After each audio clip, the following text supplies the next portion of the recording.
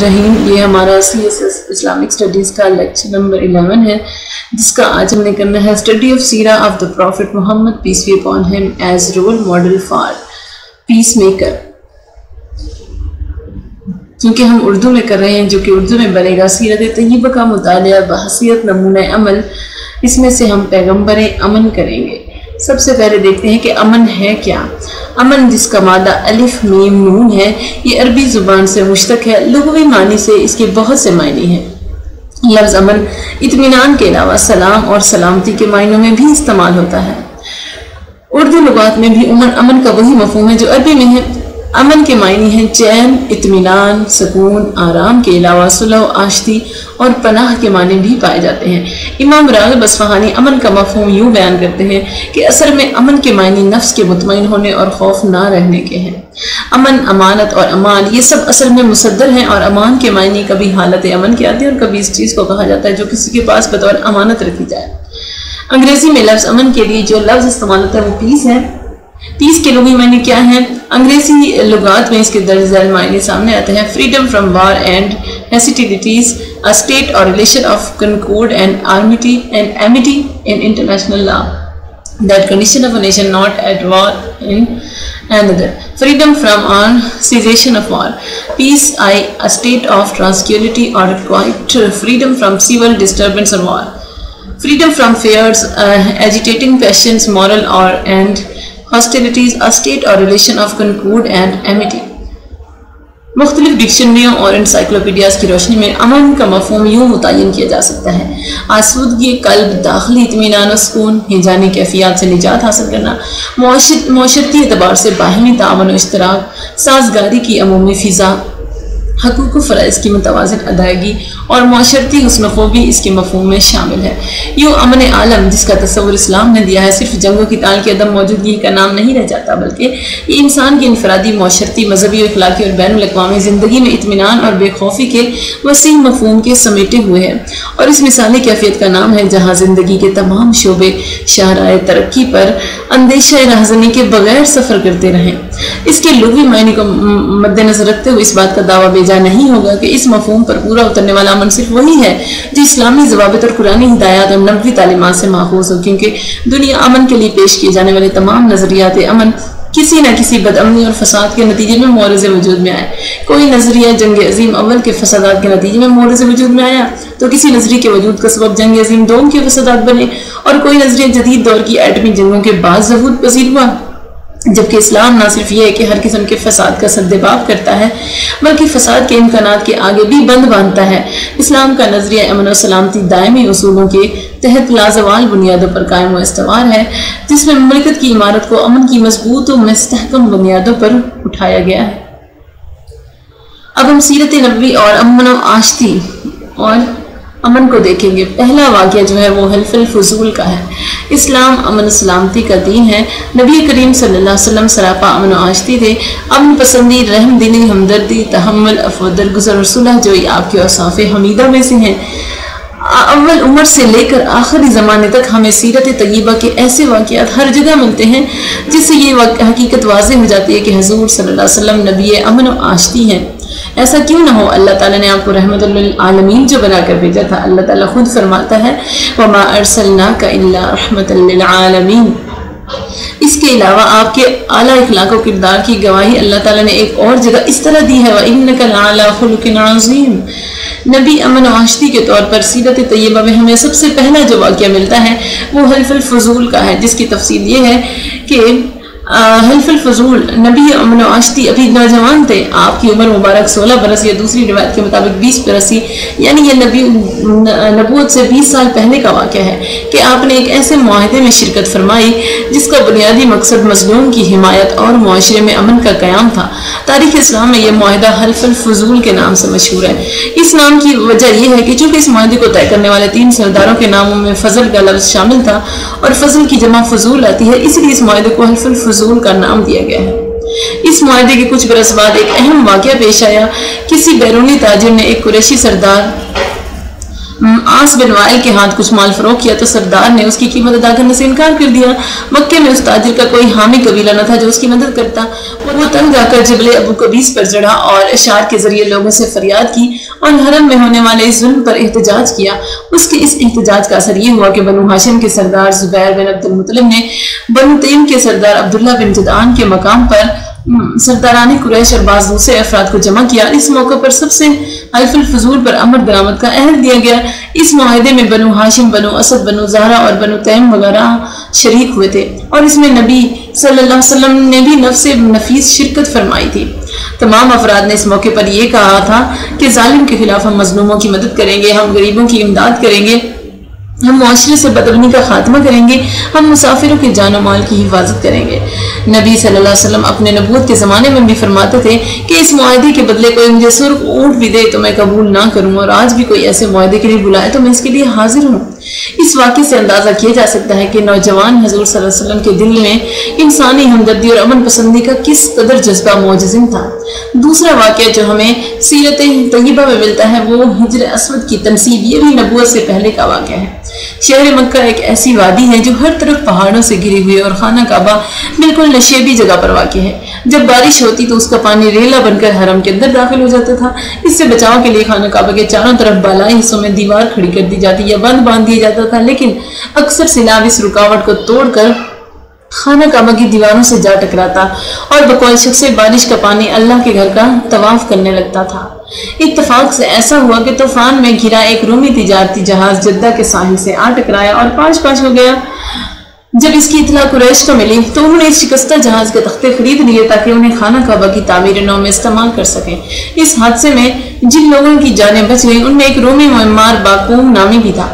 वो काबा की तामीर का काम करने पर तैयार हो गया। खुद मक्का में भी एक कुप्ती नजार बढ़ई मौजूद था जो इस काम में मुआमिन साबित हुआ। चुनांचे अल्लाह के घर की तामीर नौ का आगाज किया गया। ऐलान कर दिया गया कि इसमें सिर्फ जायज़ और पाक कमाई लगाई जाएगी और चोरी, डाके या नाजायज जरिए से हासिल किया हुआ माल इसमें खर्च न होगा।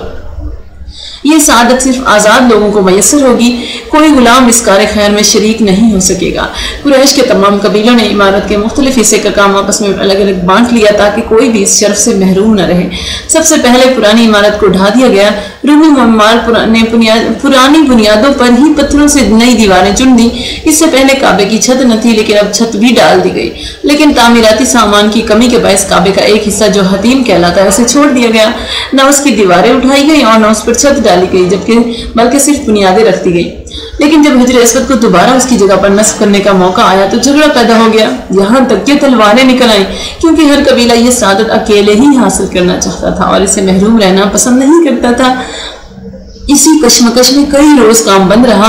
आखिर एक बूढ़े शख्स उमैया बिन मुगीरा ने मशवरा दिया कि कल सुबह जो सबसे पहले बाबे बनी शैबा से हरम में दाखिल हो उसे मुनसिफ और हकम मान लिया जाए, और वो जो फैसला करेगा तो उसे मान लिया जाए। सब ने इस राय की तायद की। अगली सुबह हुस्न इत्तफाक से सादिक अमीन नबी अमन आशती हरम में सबसे पहले दाखिल हुए। लोगों ने आकर आपको देखा तो पुकार उठे, हासिल अमीन और रज़ईना हो, ये अमीन है, हम इसके फैसले पर राजी हैं।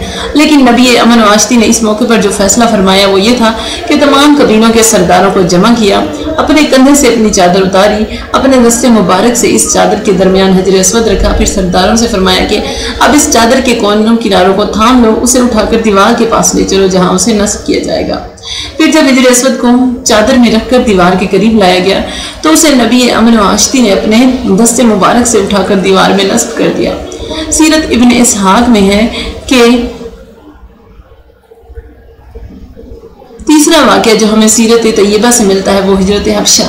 ये भी अमन के मामले में बहुत अहम वाक़या है। इब्तदाई दौर में जब नबी करीम सल्लल्लाहु अलैहि वसल्लम की पुरअमन दावत और तबलीग के नतीजे में मक्के में कुछ मुसलमान लोग ईमान ले आए, कुरैश ने उनके लिए अरसा हयात तंग कर दिया। आगाज़ में मुसलमान होने वालों की अक्सरियत मुआशरे के कमज़ोर, गरीब और गुलाम अफराद पर मुश्तमिल थी। यही वजह है कि सरदारान कुरैश ने उन पर जुल्म सितम की इंतहा कर दी। उनको मारा पीटा जाता, तपती रेत पर सख्त धूप में लिटाया जाता, गलियों में घसीटा जाता।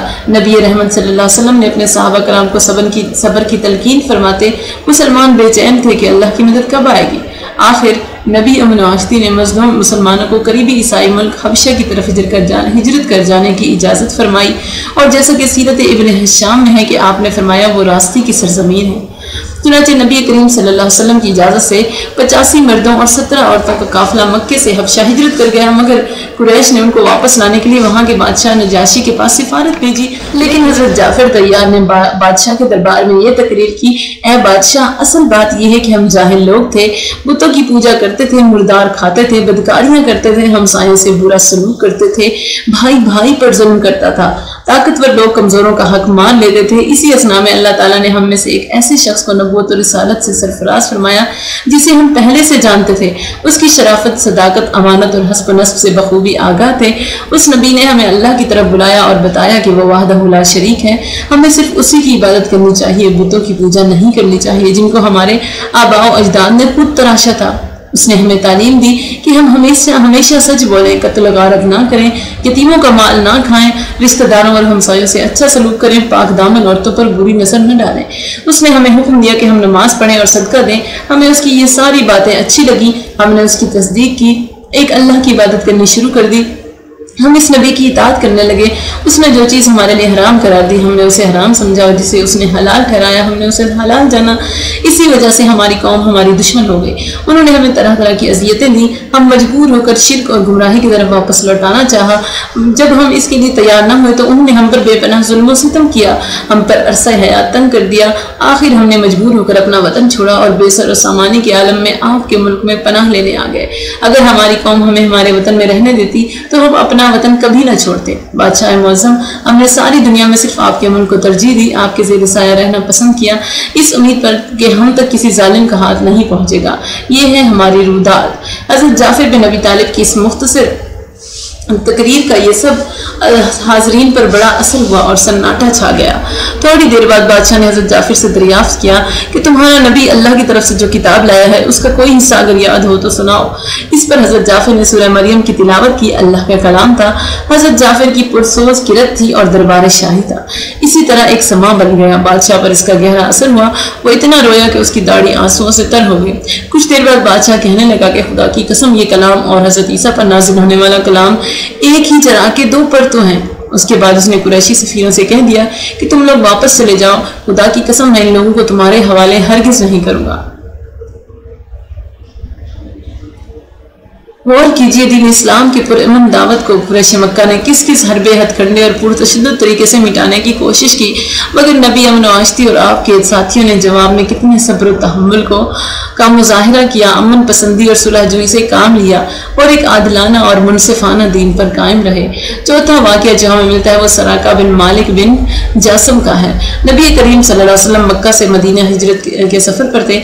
हज़रत अबू बकर सिद्दीक, उनके गुलाम आमिर बिन फहीरा और उजरत पर रखा हुआ एक रास्ता दिखाने वाला काबिल एतमाद काफिर अब्दुल्ला बिन उरीकत आपके हमराही थे। उधर मुशरिकीन ने मक्का में ऐलान कर रखा था कि जो शख्स इन दोनों मुहाजिरों में से किसी को भी कत्ल कर दे या जिंदा गिरफ्तार कर ले तो उसे 100 ऊंट का इनाम दिया जाएगा। कई लोग इनाम की लालच में हुजूर सल्लल्लाहु अलैहि वसल्लम की तलाश में निकले मगर नाकाम हुए। ऐसे ही लोगों में एक सराका बिन मालिक बिन जासम भी था। उसे जब खबर मिली कि साहिल के रास्ते पर ऐसे दो आदमी देखे गए हैं तो वो असला लिए घोड़े पर सवार होकर ताक में निकल खड़ा हुआ। सफर के दौरान हज़रत सल्लल्लाहु अलैहि वसल्लम के साथी हज़रत अबू बकर पूरी तरह चौकस थे और चारों तरफ नजर रखे हुए थे। क्या देखते हैं कि एक घोड़ा सर पर दौड़ा चला आ रहा है। घबरा कर अर्ज करते हैं कि या रसूलुल्लाह, कोई हमारे सर पर आ गया। नबी करीम सल्लल्लाहु अलैहि वसल्लम ने फरमाया, इत्मीनान से फरमाया कि फिक्र अंदेशा ना करो, अल्लाह हमारे साथ है, ला तहज़न इन्नल्लाह माअना। जब सराका करीब आ गया तो अचानक उसकी घोड़े ने ठोकर खाई और उसके अगले पांव जमीन में धंस गए। सराका ने 3 बार कोशिश की कि किसी तरह उसका घोड़ा आगे बढ़े मगर हर मर्तबा उसे नाकामी हुई और घोड़ा ज्यादा जमीन में धंसता चला गया। आखिर वो घोड़े से उतर गया और बेबसी के आलम में माफी और तहरीरी अमान का खास गार हुआ। नबी अमन आश्ती ने उसे अमान दे दी। आप चाहते तो उसे मौके पर कत्ल कर सकते लेकिन आपने उसकी जान बख्शी की। आपके हुक्म से हज़रत अबू बकर ने के गुलाम आमिर बिन फहीरा ने चमड़े पर अमन की तहरीर लिख दी। सराका ने वादा किया कि वो वापसी पर किसी और को आपके बारे में कुछ नहीं बताएगा। जो कोई उसे रास्ते में मिलेगा उसे भी वापस लौटा देगा। चुनांचे उसने ऐसा ही किया। सही बुखारी में हज़रत बरा बिन आज़िब की रिवायत से सराका का वाक़या इस तरह मौजूद है। नबी करीम सल्लल्लाहु अलैहि वसल्लम ने सराका को यह बशारत दी थी कि ऐ सराका, उस वक्त तेरी क्या शान होगी जब तू किसरा के कंगन पहनेगा। हज़ूर सल्लल्लाहु अलैहि वसल्लम की ये पेशन गोई पूरी हुई और हज़रत उमर के ज़माना खिलाफत में पूरी हो गई। जब ईरान फतह हुआ और वहाँ का माल गनीमत मदीने लाया गया तो उसमें कसरा यानी बादशाह के सोने के कंगन भी थे। हज़रत उमर ने सराका को तलब करके ये कंगन उसे पहनाए। سراقہ کا یہ واقعہ ظاہر کرتا ہے کہ نبی امن و آشتی اپنے جانی دشمنوں کے لیے بھی سراپا امن و امان اور عفو درگزر کے پیکر تھے۔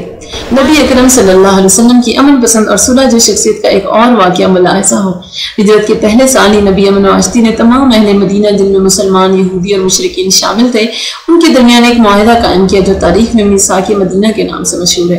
اس معاہدے میں نسل اور مذہب کے اختلاف کے باوجود ایک متحدہ قومیت کا تصور تھا جس کا مقصد باہمی حقوق کی پاسداری اور امن کا قیام تھا۔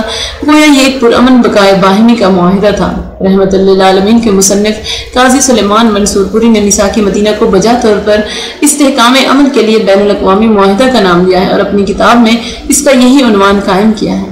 اس معاہدے کے اہم نکات یہ تھے: پہلا، یہ تحریر محمد صلی اللہ علیہ وسلم کی جانب سے مسلمانوں کے درمیان جو قریش یا یثرب کے باشندے ہیں اور ان لوگوں کے درمیان جو مسلمانوں کے ساتھ ملے ہوئے اور کاروبار میں ان کے شریک ہیں کو شامل ہے۔ دوسرا یہ کہ سب لوگ ایک ہی قوم سمجھے جائیں گے۔ تیسرا یہ کہ بنی اوف کے یہودی مسلمانوں کے ساتھ ایک قوم شمار ہوں گے۔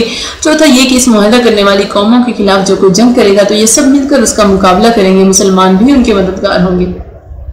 پانچواں یہ کہ معاہدے میں شامل اقوام کے باہمی تعلقات باہمی خیر خواہی، خیر اندیشی اور فائدہ رسانی کے ہوں گے، ایک دوسرے کو نقصان پہنچانے یا گناہ کے نہ ہوں گے۔ چھٹا یہ کہ بیرونی حملے کی صورت میں یہودی اور مسلمان مشترکہ طور پر مصارف جنگ برداشت کریں گے۔ ساتواں یہ کہ یہودیوں کے حلیفوں کو بھی یہودیوں کے برابر حقوق حاصل ہوں گے، کوئی فریق اس معاہدے کی خلاف ورزی نہ کرے گا۔ نواں یہ کہ مظلوموں کی مدد کی جائے گی۔ دسواں یہ کہ مدینہ میں قتل و غارت کرنا اس معاہدے میں شامل تمام اقوام پر حرام ہے۔ گیارہواں یہ کہ اس معاہدے میں شامل فریقوں کے درمیان کوئی جھگڑا یا اختلاف پیدا ہوگا جس میں کسی فتنے یا فساد کا اندیشہ ہوگا تو ایسے ہر معاملے کا فیصلہ اللہ اور اس کے رسول کی طرف سے کیا جائے گا۔ اس کے علاوہ اس تحریری معاہدے میں یہ بھی شامل تھا کہ دیت یعنی خون بہا اور فدیے کا پرانا طریقہ بحال رہے گا۔ دوسرا یہ تھا کہ یہودیوں کو اپنے مذہبی معاملات میں پوری آزادی حاصل ہوگی۔ تیسرا یہ تھا کہ مشرکین قریش کو کوئی فریق امان نہیں دے گا۔ اگر ایک فریق کسی دشمن سے صلح کرے گا تو دوسرا بھی اس صلح میں شامل سمجھا جائے گا، البتہ مذہبی لڑائی اس سے مستثنیٰ سمجھی جائے گی۔ میثاق مدینہ کا یہ معاہدہ نبی امن کی حکمت اور امن پسندی کی روشن دلیل ہے۔ اس کے نتیجے میں مدینہ کا معاشرہ دفاعی لحاظ سے ایک متحدہ اور مضبوط قوت بن گیا۔ دوسرا، اس معاشرے میں سیاسی طور پر اللہ تعالیٰ کی حاکمیت اور اس کے قانون کی بالادستی قائم ہوئی۔ تیسرا، سیاسی، عدالتی اور قانونی لحاظ سے آخری اختیار نبی امن و آشتی کو حاصل ہو گیا۔ چھٹا واقعہ دو یہودی قبائل میں صلح۔ مدینہ کے دو یہودی قبائل بنو نذیر اور بنو قریظہ کے درمیان دیت یعنی خون بہا کے بارے میں غیر مساوی قانون رائج تھا۔ اگر بنو نذیر کا کوئی شخص بنو قریظہ کے کسی شخص کو قتل کر دیتا تو قاتل سے 100 وسق دیت لی جاتی تھی، لیکن جب بنو قریظہ کا کوئی فرد بنو نذیر کے کسی فرد کو قتل کرتا تو اسے صرف 50 وسق دینی پڑتی تھی۔ اس کا سبب صرف یہ تھا کہ بنو قریظہ زیادہ طاقتور تھے اور بنو نذیر کمزور تھے۔ اس طرح طاقتور کی دیت کمزور کی دیت سے دگنی تھی۔ یہ رسم ناانصافی، ظلم اور عدم مساوات انسانی کی بدترین مثال تھی، مگر جب مدینہ میں نبی امن کی آمد کے بعد اسلامی نظام عدل قائم ہو گیا تو اس کا اثر یہ ہوا کہ جب بنو نذیر کے ایک شخص نے بنو قریظہ کے ایک آدمی کو قتل کر دیا تو بنو نذیر نے اس ناانصافی کے خلاف آواز بلند کی، دگنی دیت دینے سے انکار کر دیا اور برابری کا حق تسلیم کرانے کی کوشش کی۔ اب ان کے لیے نبی کریم صلی اللہ علیہ وسلم کا قائم کردہ مساوی نظام عدل ایک سہارا بن گیا۔ دونوں قبیلوں کے درمیان جھگڑا بڑھ گیا جس سے باہم جنگ کا خطرہ پیدا ہو گیا۔ آخر دونوں قبیلے اس بات پر راضی ہو گئے کہ اپنا معاملہ نبی امن صلی اللہ علیہ وسلم کے سامنے پیش کریں گے، آپ جو فیصلہ فرمائیں اسے مان لیا جائے گا۔ جب یہ مقدمہ نبی کریم صلی اللہ علیہ وسلم کی عدالت میں پیش کیا گیا تو آپ نے قرآن مجید کے حکم کے مطابق دونوں قبیلوں کی دیت برابر کر دی اور انصاف کے دونوں پلڑوں کو برابر کر دیا جس سے جھگڑا ختم ہو گیا۔ ایک اور بہترین مثال امن کی وہ یہودیوں کی ایک اور اشتعال انگیزی تھی۔ مدینہ کے یہودیوں کو اسلام کی ترقی میں اپنا زوال نظر آیا تو انہوں نے نبی کریم اور دین اسلام کے خلاف سازشوں کا جال بچھانا شروع کر دیا۔ وہ نبی اکرم صلی اللہ علیہ وسلم پر بے سر و پا الزامات لگاتے ہوئے آپ کی شان میں گستاخانہ کلام کرتے، اسلامی تعلیمات کا مذاق اڑاتے اور ان کے باہمی تعلقات میں رخنہ اندازی کر کے ان کو باہم لڑانے کی کوشش کرتے۔ زمانہ جاہلیت میں انصار کے دو قبیلے اوس اور خزرج آپس میں لڑتے رہتے تھے۔ اسلام قبول کر لینے کے بعد یہ باہم شیر و شکر ہو گئے اور بھائی بھائی بن گئے۔ قرآن مجید میں اس کیفیت کو یوں بیان کیا گیا ہے: وَاذْكُرُوا نِعْمَةَ اللَّهِ عَلَيْكُمْ إِذْ كُنْتُمْ أَعْدَاءً فَأَلَّفَ بَيْنَ قُلُوبِكُمْ فَأَصْبَحْتُمْ بِنِعْمَتِهِ إِخْوَانًا۔ اور تم اللہ کی نعمت کو یاد کرو کہ جب تم ایک دوسرے کے دشمن تھے پھر اللہ نے تمہارے دلوں میں الفت ڈال دی اور تم اللہ کے فضل سے آپس میں بھائی بھائی بن گئے۔ मदीने के यहूदियों ने यह साजिश की कि अगर औस और खजरज को आपस में लड़ा दिया जाए तो इस्लाम की बर्बादी का सामान खुद ही हो जाएगा। चुनांचे एक दफा जब दोनों कबीले के लोग एक मजलिस में बैठे थे तो यहूदियों ने मौका गनीमत जानते हुए उनमें से जाकर औस और खजरज के दरमियान होने वाली कदीम जंग बास का जिक्र छेड़ दिया ताकि दोनों कबीलों में नफरत और दुश्मनी के जज्बात को उभारा जा सके। याद रहे कि जंग बास कई बरसों पर मुहित इन दोनों कबीलों की जंग थी जिसने उनकी कुव्वत कमजोर कर दी थी। इस लड़ाई का जिक्र छिड़ते ही दोनों कबीलों के अफराद को पुराने वाकयात याद आ गए और बाहम दुश्मनी की दबी हुई आग भड़क उठी। आपस में तकरार होने लगी और फिर दोनों की तलवारें नियाम से बाहर निकल आई। जब नबी अमन और आश्ती को इस सूरत हाल की इतला मिली तो आप फौरन मौका पर पहुंचे और दोनों कबीलों के अफराद को वाज़ो नसीहत करके ठंडा किया और उनको बाहम खूनरेज़ी से बचा लिया। कुरान मजीद की दर्ज आयत का शान नुज़ूल यही वाकया बयान किया गया है। या अय्युहल्लज़ीना आमनू इन तुतीअू फ़रीक़म मिनल्लज़ीना ऊतुल किताब यरुद्दूकुम बअद ईमानिकुम काफ़िरीन। ऐ ईमान वालों, अगर तुम अहले किताब के एक गिरोह का कहा मानोगे तो वो तुम्हें तुम्हारे ईमान लाने के बाद कुफ्र की हालत में धकेल देंगे। आठवां वाक़या जो इसमें था वो मुनाफिक अब्दुल्ला बिन उबई की गुस्ताखी। ग़ज़वा बदर से पहले का वाक़या है कि हज़रत मोहम्मद सल्लल्लाहु अलैहि वसल्लम बनु हारिस बिन खज़रज के महल्ले में सवार होकर तशरीफ़ ले जा रहे थे। रास्ते में एक मकाम पर कुछ मुशरिकीन मुनाफिकीन यहूद के साथ कुछ मुसलमान भी बैठे हुए थे। आपकी सवारी के चलने से कुछ गर्दो गुबार उड़ा तो वहाँ बैठे रईसुल मुनाफिकीन अब्दुल्ला बिन उबई ने अपने मुँह पर कपड़ा डालते हुए हकारत से बोला कि गर्दो गुबार ना उड़ाओ। जवाब में नबी अमन आश्ती ने मजमा को सलाम किया और कुरान मजीद की चंद आयात सुनाई। इस पर अब्दुल्ला बिन उबई गुस्ताखाना तौर पर कहने लगा कि मुझे तुम्हारी बातें पसंद नहीं है, अगर तुम्हारी बातें सच्ची भी हैं तो हमारी मजलिस में आकर हमें ना सुनाया करो। वहाँ बैठे चंद मुसलमान अब्दुल्ला बिन उबई की गुस्ताखी पर सख्त बरहम हुए और करीब था कि कुछ तो खून हो जाता, लेकिन नबी अमन ने इस सूरत हाल पर काबू पाते हुए दोनों फरीकों को ठंडा किया। इस वाक़े से भी जाहिर होता है कि आप अमन पसंद थे और आपको लड़ाई झगड़ा पसंद नहीं था।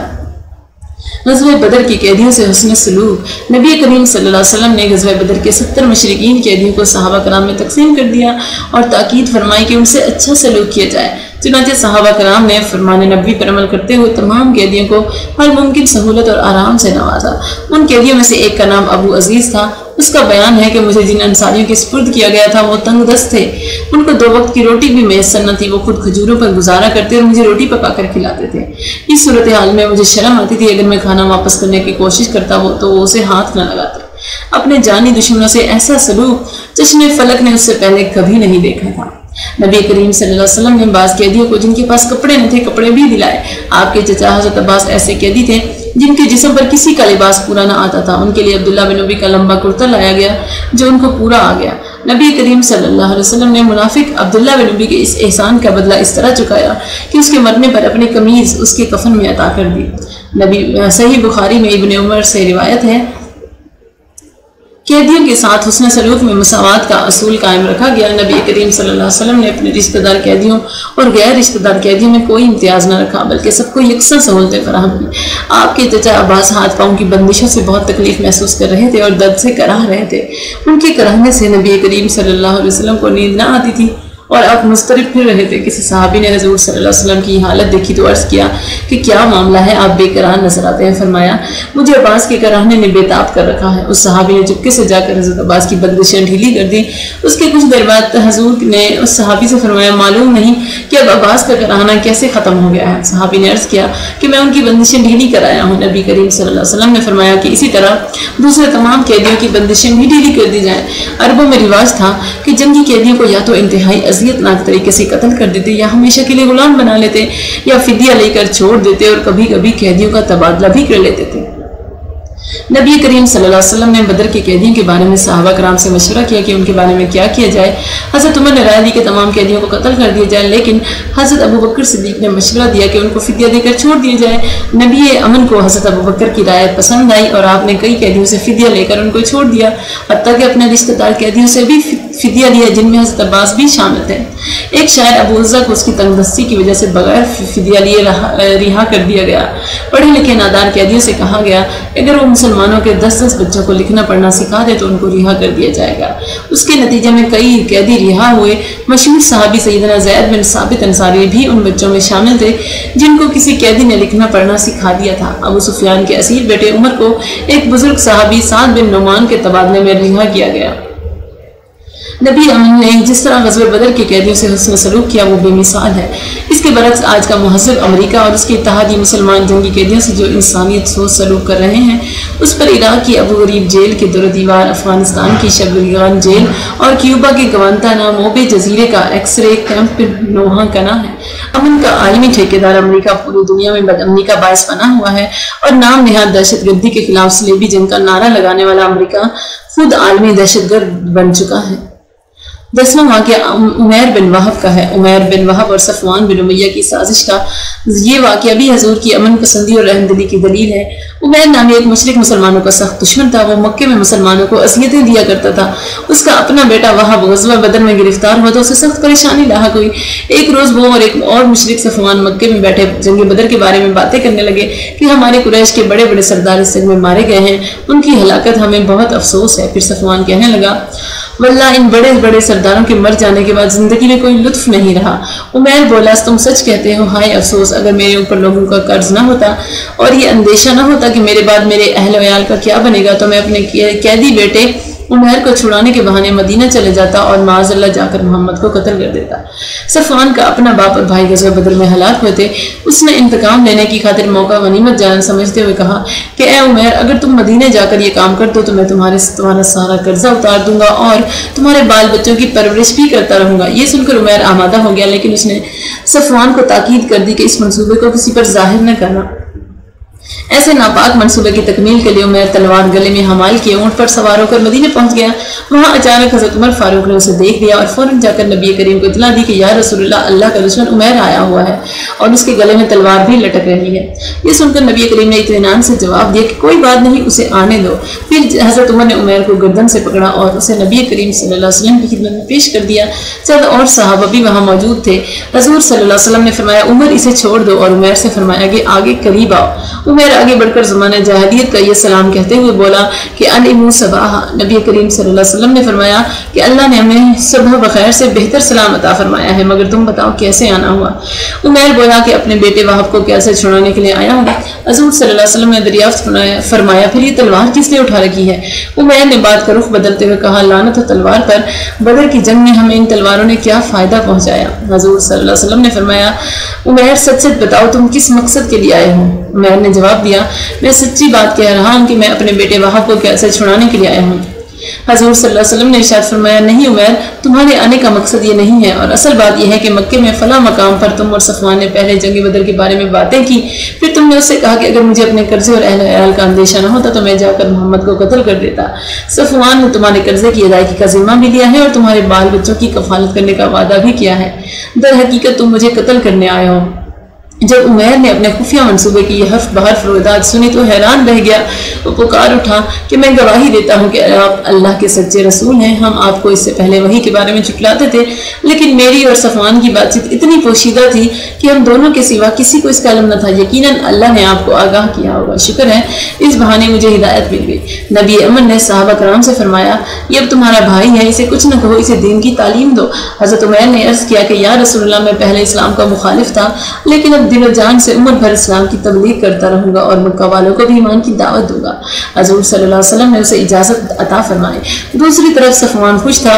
वो लोगों से कहता फिरता था कि तुम लोग अनकरीब खुशखबरी सुनोगे, लेकिन जब उमैर वापस आए तो उन्होंने इस्लाम की तबलीग शुरू कर दी। सफवान से कह दिया कि तुम हमारे मुअज़्ज़ज़ सरदार हो, मगर बताओ कि बेजान पत्थरों को पूजना कौन सी अक्लमंदी है।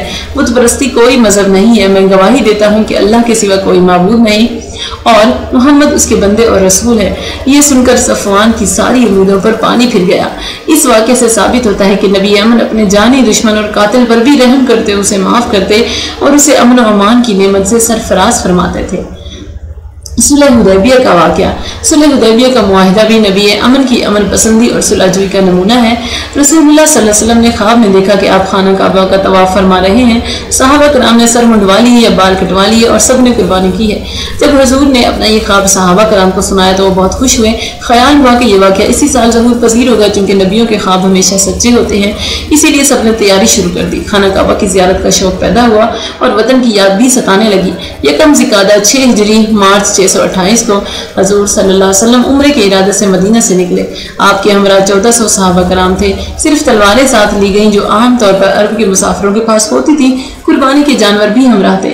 मदीना से रवाना होने के बाद जुल्हलीफा में क़याम किया गया, वहीं ज़ुहर की नमाज अदा की गई, उम्रे का एहराम बांधा गया, तलबिया पढ़कर कुर्बानी के जानवरों को पट्टे पहनाकर निशान जद किया। ये हुर्मत और उम्रे का महीना था। एहराम बांध कर आने वालों को खानाकाबा से रोकने का किसी को हक न था। इस मौके पर कुरैश सख्त कशमकश में थे। मुसलमानों को रोकने का मतलब कताल की दावत थी और माह हराम की हुर्मत की पामाली का डर भी था। आखिर मशवरा हुआ कि मुसलमानों को हर कीमत पर रोका जाएगा। जब हजूर को उनके इस इरादे की खबर हुई तो आपने फरमाया कुरैश का बुरा हो, उनको जंग खा गई है। नबी करीम ने सहाबा कराम से मशवरा किया तो हज़रत अबू बकर ने अर्ज किया कि हम बैतुल्लाह की ज़ियारत के लिए निकले हैं, अगर कोई रुकावट डालेगा तो उसे राह से हटा देंगे। सब ने इस राय की तायद की। नबी करीम ने सफर जारी रखा, यहाँ तक कि आप और आपके सहाबा कराम हुदैबिया के मकाम पर पहुंच गए। अगरचे रास्ते में खालिद बिन वलीद 200 सवारों के दस्ते के साथ घाट में बैठे हुए थे, मगर मुसलमानों ने रास्ता तब्दील करके हुदैबिया पर पड़ाव डाल दिया। हुदैबिया को आजकल शमीसा कहते हैं। वहाँ के कुएं में पानी कम था। हजूर की दुआ से बारिश हो गई और कुएं और गड्ढे पानी से भर गए। नबी अमन ने हजरत खराश बिन उमैया खजाई को कुरैश के पास भेजा ताकि वो उनको मुसलमानों की आमद के मकसद से आगाह करें कि जंग मकसूद नहीं है, सिर्फ उम्रा करने की नीयत है। मगर कुरैश ने हजरत खराश की सवारी का ऊँट हलाक कर दिया और खुद अपनी जान बचाकर वापस आ गए। मक्का के मुज़ाफ़ात में बनु खज़ा का कबीला मुसलमानों का हलीफ और हमदर्द था। उनका सरदार बदील चंद अफराद के साथ हुदैबिया पहुंचकर नबी करीम को बताया कि कुरैश इस पर बज़िद हैं कि आप और आपके साथियों को ज़ियारत बैतुल्लाह से रोकेंगे। आपने फरमाया ये महीना हुर्मत वाला है, हम किसी से लड़ने के लिए नहीं आए, हमारा मकसद सिर्फ उम्रा करना है। कुरैश चाहे तो कुछ मुद्दत मुकर्रर कर लें ताकि बाहम जंग की नौबत ना आए, वो हमारे काम और इबादत में रुकावट ना डालें, मुझे दूसरे मुशरिकीन से लड़ने के लिए छोड़ दें। अगर मैं मगलूब हो गया तो उनका मकसद पूरा हो जाएगा, अगर गालिब आ गया तो फिर वो इस्लाम कबूल कर लें। अल्लाह की कसम, अगर कुरैश ने मेरी पेशकश न मानी तो मैं अल्लाह की राह में लड़ता रहूंगा, फिर या तो अल्लाह ताला इस दीन हक को गालिब फरमाएगा या मैं उस राह में कुर्बान हो जाऊंगा। ये सारी गुफ्तगू बदील ने कुरैश को जाकर बता दी, मगर उन्होंने उसे मुसलमानों का हलीफ समझकर सुलह की पेशकश ठुकरा दी। फिर कुरैश ने मुज़ाकरात के लिए बनु सकीफ के सरदार अरवा बिन मसूद सक़फ़ी को अपना नुमाइंदा बनाकर नबी करीम की तरफ भेजा। अरवा ने आकर देखा कि कुर्बानी के जानवर इधर उधर फिरते हैं, मुसलमान एहराम बांधे हुए हैं, लड़ाई का कोई इम्कान नहीं। नबी अकरम चंद सहाबा कराम के दरमियान तशरीफ फरमा है, कुछ पहरेदार तलवार लिए खड़े हैं। अरवा बहुत अक्लमंद था, उसने जब ये मंजर देखा तो समझ गया कि मुसलमानों का इरादा जंग का नहीं हो सकता। फिर कहने लगा कि मोहम्मद, अगर आपने अपनी ही कौम को तबाह कर दिया तो ये कौन सा अच्छा काम हुआ। ये जो सरफिरे से कुछ लोग आपने जमा कर रखे हैं, ये सब आपको छोड़ जाएंगे और आप तन्हा रह जाएंगे। ये सुनकर अबू बकर सिद्दीक से बर्दाश्त ना हो सका, उन्होंने सख्त अल्फाज में अरवा को डांटा। अरवा अरबों के बेतकल्लुफ अंदाज में बातचीत के दौरान अब कभी अपना हाथ हजूर की रेश मुबारक की तरफ बढ़ा देता तो पास खड़े हज़रत मुगीरा बिन शअबा तलवार की नोक से उसका हाथ हटा लेते। नबी करीम ने अरवा के सामने अपना मौक़िफ़ वाज़ेह कर दिया। अरवा ने सारी सूरत हाल का जायजा लिया तो बहुत मुतासिर होकर वापस चला गया। उसने कुरैश को बताया कि इताअत और मोहब्बत को जो मंजर मैंने देखा है वो बड़े बड़े बादशाहों के हामी नहीं होता। मोहम्मद के साथी तो उन पर जान छिड़कते हैं, एक इशारे पर कट मरने के लिए तैयार होते हैं, उनके सामने कोई ऊंची आवाज से नहीं बोलता। अरवा की गुफ्तगू सुनकर कुरैश के बाज़ हलीफा ने कुरैश का साथ छोड़ दिया, मगर कुरैश लड़ाई का तहैया कर चुके थे। आखिर नबी अमन ने हज़रत उस्मान गनी को अपना नुमाइंदा बनाकर कुरैश के पास गुफ्तगू के लिए भेजा, लेकिन कुरैश ने हज़रत उस्मान को रोक लिया और एक घर में कैद कर दिया। ये अफवाह फैल गई कि हज़रत उस्मान को शहीद कर दिया गया है। इससे मुसलमानों में बेचैनी फैली। नबी अकरम ने फौरन सहाबा कराम को जमा किया और फरमाया, हम इस मकाम से उस वक्त तक नहीं टल सकते जब तक उनसे कसास न लें। फिर हजूर ने बबूल के दरख्त के नीचे इसलिए बारी बारी 1400 सहाबा कराम से बैत ली कि इस मौके पर हजूर ने अपने एक हाथ को हज़रत उस्मान का हाथ करार देकर बैत फरमाई। फिर इरशाद हुआ कि आज के दिन तुम लोग तमाम जमीन वालों से अफजल हो। तारीख इस्लाम में ये बैत रिजवान कहलाती है। जब कुरैश को इस बैत की खबर हुई तो उन्होंने हज़रत उस्मान को फौरी तौर पर वापस रवाना कर दिया, क्योंकि वो भी लड़ने से कतराते थे। इसके बाद सुलह के लिए कुरैश ने सुहेल बिन उमर को अपना नुमाइंदा बनाकर भेजा। गुफ्तगू के बाद मुआहदे की कुछ शराइत पर इत्तफाक हुआ तो सुहेल ने कहा कि इन शर्तों को लिखवा दिया जाए। नबी करीम ने हज़रत अली को हुक्म दिया कि वो मुआहदे की शराइत तहरीर कर दें। आपने फरमाया, पहले बिस्मिल्लाहिर्रहमानिर्रहीम लिखो। इस पर कुरैश के नुमाइंदे सुहेल ने एतराज़ किया कि हम किसी रहमान और रहीम को नहीं जानते, दस्तूर के मुताबिक बिस्मिल्लाहुम्मा लिखा जाए। हजूर ने उनका यह मुतालबा मान लिया। फिर आपने फरमाया ये लिखा जाए कि यह मुआहदा मोहम्मद रसूलुल्लाह और सुहेल बिन उमर के दरमियान तय पाया है। इस पर सुहेल बोला कि हम आपको अल्लाह का रसूल मान लें तो फिर हमारा और आपका झगड़ा क्या है, आप अपना और अपने वालिद का नाम लिखवाएं। क्योंकि हज़रत अली मोहम्मद रसूलुल्लाह के अल्फाज लिख चुके थे, इसीलिए फ़र्ते अदब में अपने हाथ से ये अल्फाज मिटाना उनको गवारा न हुआ। लेकिन हजूर ने खुद अपने दस्ते मुबारक से अल्फाज मिटा दिए और सिर्फ मोहम्मद बिन अब्दुल्ला लिख दिया गया। सहाबा कराम को सुहेल की ज़्यादती पर सख्त गुस्सा आया, मगर वो हजूर के एहतराम में खामोश थे। सुलह हुदैबिया के इस माहदे की शराइत ये थी کہ فریقین 10 سال تک جنگ سے باز رہیں گے۔ قبائل عرب آزاد ہوں گے کہ وہ فریقین میں سے جس کے ساتھ چاہیں حلیفانہ تعلقات قائم کر لیں۔ محمد اور ان کے ساتھ 30 سال واپس چلے جائیں اور اگلے سال عمرے کے لیے آئیں۔ وہ اپنی تلواریں نیام میں رکھیں گے اور مکے میں صرف 3 دن قیام کریں گے۔ قریش کے تجارتی قافلوں کو مدینے کے حدود میں امان ہوگی۔ اگر قریش کا کوئی آدمی بغیر اجازت مکہ سے مدینہ چلا جائے تو اسے واپس بھیجا جائے گا، لیکن اگر کوئی مسلمان مکے میں آ جائے تو اسے واپس نہیں کیا جائے گا۔ سیرت ابن اسحاق میں یہ واقعہ یوں لکھا ہوا ہے: صحابہ کرام کو یہ شرط سخت ناگوار تھی، وہ اسے اپنی کمزوری سمجھتے تھے اور قریش کی زیادتی قرار دیتے تھے۔ ابھی یہ معاہدہ لکھا جا رہا تھا کہ مکے کے ایک مسلمان ابو جندل، جو کہ قریش کے نمائندے سہیل بن عمرو کے بیٹے تھے، بیڑیوں پہنے کسی طرح وہاں پہنچ گئے۔ اسلام لانے کے پاداش میں ان کو قید کر کے زد و کوب کیا گیا تھا۔ ان کی مظلومی دیکھ کر ہر کسی کو ان پر ترس آ رہا تھا۔ باپ نے بیٹے کو دیکھ کر تماچا مارا۔ ابو جندل نے اپنے آپ کو حضور کے سامنے پیش کیا۔ سہیل نے کہا کہ معاہدے کی روح سے آپ لوگ ابو جندل کو مدینے نہیں لے جا سکتے، اسے واپس کرنا ہوگا۔ حضور نے معاملے کو سلجھانے کی کوشش کی مگر سہیل نہ مانا۔ آپ نے بڑے مقصد کی خاطر ابو جندل کی مظلومیت گوارا کی، ان کو صبر کی تلقین فرمائی کہ اللہ تعالیٰ تمہارے لیے کوئی راہ ضرور نکالے گا۔ صحابہ کرام کے لیے یہ صورتحال ناقابل برداشت تھی۔ حضرت عمر سے نہ رہا گیا، انہوں نے نبی کریم سے یہ گفتگو کی کہ یا رسول اللہ، کیا آپ اللہ کے رسول نہیں؟ فرمایا کیوں نہیں، میں اللہ کا رسول ہوں۔ حضرت عمر نے فرمایا کیا ہم مسلمان نہیں؟ فرمایا کیوں نہیں، ہم مسلمان ہیں۔ حضرت عمر نے فرمایا کہ کیا وہ لوگ مشرکین نہیں؟ فرمایا وہ مشرک ہیں۔ حضرت عمر نے فرمایا پھر ہم کیوں دین کے بارے میں ان سے دب کر معاملہ کریں اور ان کی ذلت آمیز شرائط کو تسلیم کریں؟ فرمایا اے خطاب کے بیٹے، میں اللہ کا رسول ہوں اور وہی کرتا ہوں جو اللہ کا حکم ہوتا ہے، میرا عمل ضائع نہ ہوگا۔ حضرت عمر کیا ہم خانہ کعبہ جا کر عمرہ کر سکیں گے؟ فرمایا بے شک، لیکن میں نے یہ نہیں کہا تھا کہ اسی سال یہ سب کچھ ہوگا۔ اے عمر غم نہ کرو، تم ضرور زیارت بیت اللہ کرو گے۔ یہ سن کر حضرت عمر خاموش ہو گئے۔ نیک نیتی کے باوجود اسے گستاخی سمجھ کر بعد میں اس کا کفارہ ادا کرتے رہے۔ معاہدہ مکمل ہو گیا۔ اب ارشاد ہوا کہ قربانی کے جانوروں کو ذبح کرو، حلق کراؤ اور احرام اتار دو۔ لیکن صحابہ کرام پر غم و رنج کا اتنا غلبہ تھا کہ اس حکم کی تعمیل میں اٹھ نہ سکے۔ حضور نے یہ حکم 3 بار دیا مگر ہر بار اس پر تعمیل نہ ہوئی۔ یہ کیفیت دے کر حضور اپنی قیام گاہ میں آئے، اپنی زوجہ حضرت ام سلمہ سے شکایت کی۔ انہوں نے مشورہ دیا کہ آپ اپنے اونٹوں کی قربانی کر دیں اور حلق کرا کر احرام اتار دیں۔ چنانچہ حضور نے ایسا ہی کیا۔ پھر صحابہ کرام نے بھی آپ کو دیکھ کر ویسا ہی کرنا شروع کر دیا۔ سب نے اپنی اپنی قربانی کے جانور ذبح کیے اور حلق کرایا۔ حدیبیہ میں چند روز قیام کیا گیا۔ پھر نبی کریم صلی اللہ علیہ وسلم اپنے صحابہ کرام کے ہمراہ واپس مدینے روانہ ہو گئے۔ راستے میں سورہ فتح نازل ہوئی اور صلح حدیبیہ کے معاہدے کو قرآن نے فتح مبین قرار دیا، لیکن صحابہ کرام کو ابھی تک اطمینان نہ تھا کہ یہ صلح فتح مبین کیسے ہو گئی۔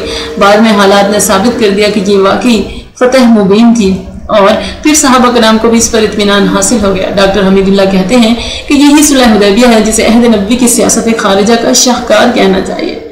میجر جنرل اکبر خان نے اپنی کتاب حدیث دفاع میں لکھا ہے کہ صلح حدیبیہ میں نبی اکرم صلی اللہ علیہ وسلم کا طریق عمل دفاعی نقطہ نظر سے زمانہ حاضر کا بالواسطہ اپروچ، انڈائریکٹ اپروچ ہے، جس کا مطلب یہ ہے کہ دشمن کے خلاف ایسی چال چلی جائے کہ لڑائی کے بغیر ہی اس کی ہمت ٹوٹ جائے۔ معاہدہ حدیبیہ کے ذریعے آپ نے قریش کی طاقت کو کمزور کر کے اپنے تابع کر لیا۔ یہ معاہدہ دفاعی حکمت عملی میں سنگ میل کی حیثیت رکھتا ہے۔ صلح حدیبیہ سے کئی فائدے حاصل ہوئے، جن میں سے چند ایک ہم یہاں بیان کریں گے۔ پہلا، مکے کے مضافات کے قبیلے بنو خزاع نے مسلمانوں کا حلیف بننے کا اعلان کیا۔ قریش اور یہودیوں کے درمیان ایک بڑا خلیج حائل ہو گیا۔ اب قریش کو ایک طرح سے غیر جانبدار ہونا پڑا۔ قریش نے مسلمانوں کو اپنے برابر کی قوت تک تسلیم کر لیا اور یہ ایک زبردست سیاسی فتح تھی۔ 10 سالہ امن و امان کے معاہدے سے اسلام کی دعوت و تبلیغ کے لیے سنہری موقع ہاتھ آ گیا۔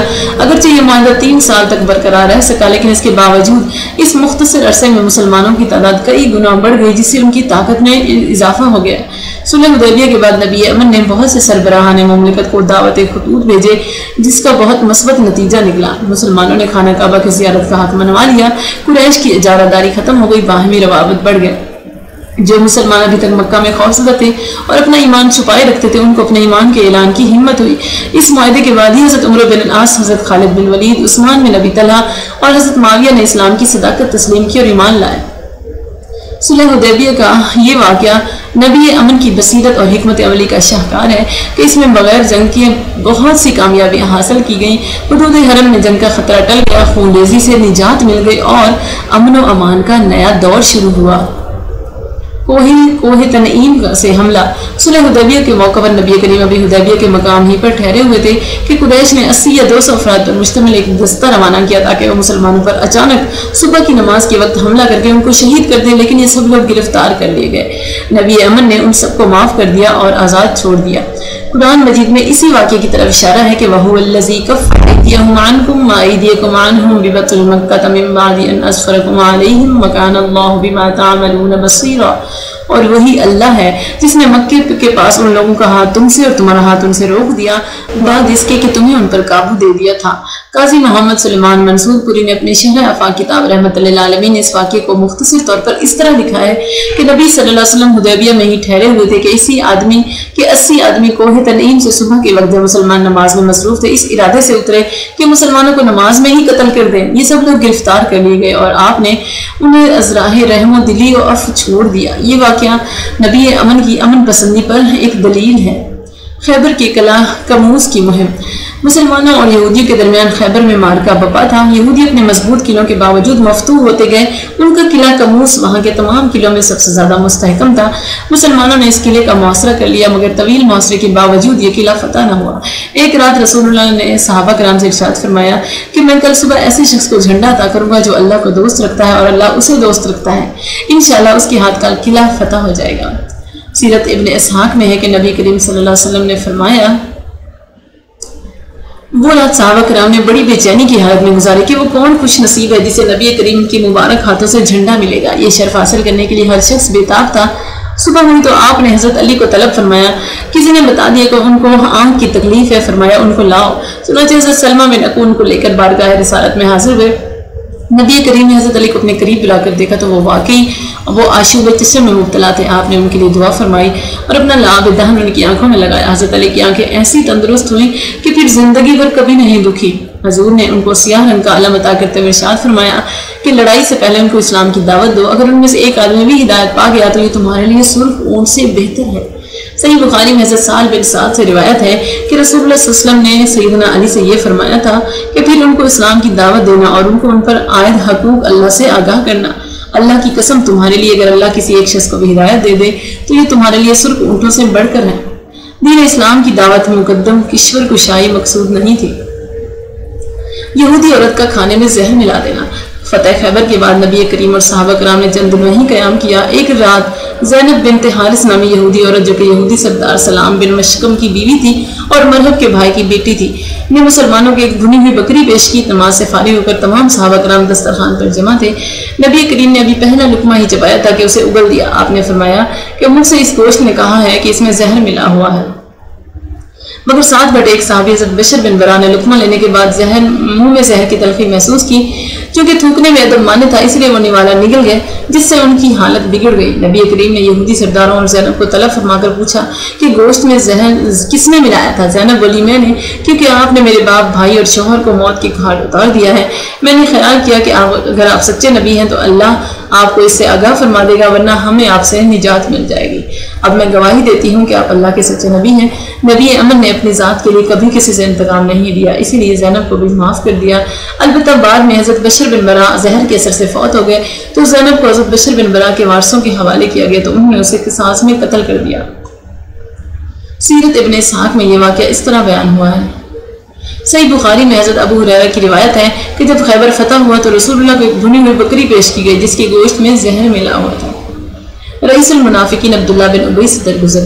نبی امن کی امن پسندی اور صلح جوئی کا ایک اور واقعہ یہ ہے جسے امام بخاری نے اپنی صحیح میں روایت کیا ہے کہ ایک دفعہ کسی غزوے میں ایک مہاجر نے کسی انصاری کو تھپڑ مار دیا۔ انصاری نے اپنے ساتھیوں کو مدد کے لیے پکار کر کہا کہ یا الانصار، انصار کی دعائی۔ ادھر مہاجر نے بھی مہاجرین کو اپنی مدد کے لیے پکارا۔ قریب تھا کہ دونوں کے درمیان تلواریں چل جاتی، لیکن نبی نے فرمایا یہ کیا جاہلیت کی باتیں ہیں۔ یہ سن کر وہ دونوں رک گئے۔ جب مشہور منافق عبداللہ بن ابی کو اس واقعے کی خبر ہوئی تو وہ بولا کہ مدینے چل کر ذلیل مسلمانوں کو نکال باہر کروں گا۔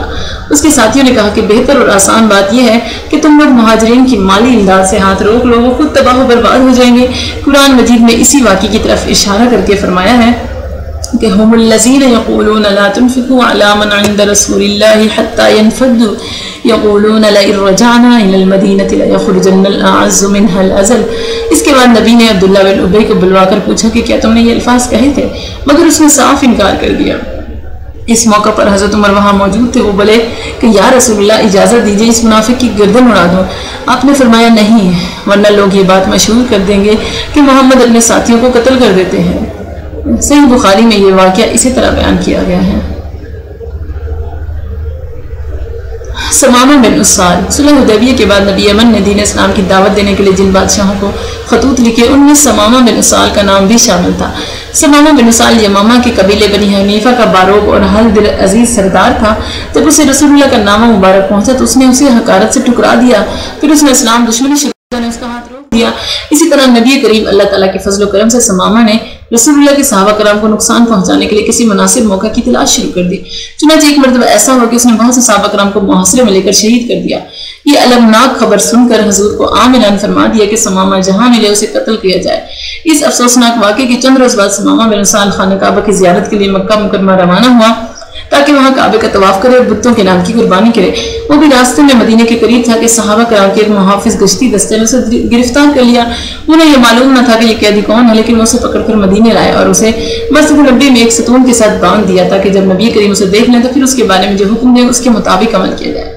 नबी करीम मस्जिद नबी में आए तो आपने देखा कि समामा बिन उसाल वहां एक सतून के साथ बंधा हुआ है। आपने इसे देखकर फरमाया कि तुम जानते हो कि ये कौन है? सहाबा कराम ने जवाब दिया कि या रसूलुल्लाह हम इसे नहीं जानते। आपने फरमाया ये समामा बिन उसाल है, इसके साथ अच्छा सलूक करना। फिर आपने अपने घर से उसे खाना भेजा और हुक्म दिया कि समामा को मेरी ऊँटनी का दूध सुबह शाम पिलाया जाए। फिर आपने समामा की तरफ मुतवज्जे होकर उसे इस्लाम कबूल करने की दावत दी। आपने बड़े खैर खाना लहजे में दरियाफ्त फरमाया, समामा तुम्हारी क्या राय है? समामा ने जवाब दिया कि अगर आप मुझे कत्ल कर दे तो बिलाशुबा एक ऐसे शख्स को कत्ल करेंगे जिसने आपके सहाबा कराम का खून बहाया है, और अगर माफ कर दे तो ये एक कदरदान पर मेहरबानी होगी। अगर माल चाहिए तो जितना माल चाहें आपकी खिदमत में पेश कर दूंगा। समामा का जवाब सुनकर आप खामोश रहे और फिर वहां से तशरीफ ले गए। उसे इसी हालत में रहने दिया गया। अलबत्ता उसे सुबह शाम खाना और दूध बाकायदगी से मिलता रहा। फिर दूसरे रोज हुजूर ने उसके पास तशरीफ लाया और पूछा कि समामा तुम्हारी क्या राय है? उसने जवाब दिया, मेरी वही बात है जो पहले कह चुका हूँ। अगर मुझे माफ कर दें तो आप एक कदरदान और एहसानमंद शख्स पर मेहरबानी करेंगे। अगर मुझे कत्ल कर दें तो एक ऐसे आदमी को कत्ल करेंगे जिसने आपके साथियों को मारा है, और अगर माल चाहते हैं तो जितना माल चाहें आपको पेश कर दूंगा। ये सुनकर आप खामोश रहे और फिर उसके हाल पर छोड़ दिया। तीसरे दिन आप फिर मिले और फरमाया, समामा तुम्हारी क्या राय है? उसने जवाब में वही अल्फाज दोहराए जो उससे 2 दफा पहले कह चुका था। आखिर नबी यमन ने सहाबा कराम को हुक्म दिया कि उसे आज़ाद कर दिया जाए। चुनांचे सहाबा कराम ने उसके बंधन खोलकर उसे आज़ाद कर दिया। आज़ाद होते ही समामा मस्जिद नबवी से बाहर निकला और सीधा बकी के करीब खजूरों के एक बाग में पहुंचा। उसमें पानी का चश्मा भी था। उसने वहां अच्छी तरह गुस्ल किया। वापस मस्जिद नबवी में आकर सबके सामने बुलंद आवाज से कहा कि अशहदु अल्ला इलाहा इल्लल्लाह व अशहदु अन्ना मुहम्मदन अब्दुहु व रसूलुहु। सीरत इब्न इसहाक में इस वाक़े को यूं बयान किया गया है। इसके बाद समामा ने हजूर को मुखातिब करके कहा कि मेरे प्यारे मोहम्मद, अल्लाह की कसम, इस्लाम लाने से पहले रूह ज़मीन पर मुझे आपके चेहरे से ज़्यादा कोई चेहरा बुरा न लगता था, मगर अब हालत यह है कि पूरी कायनात में मेरे लिए आपका चेहरा ही महबूब तरीन है।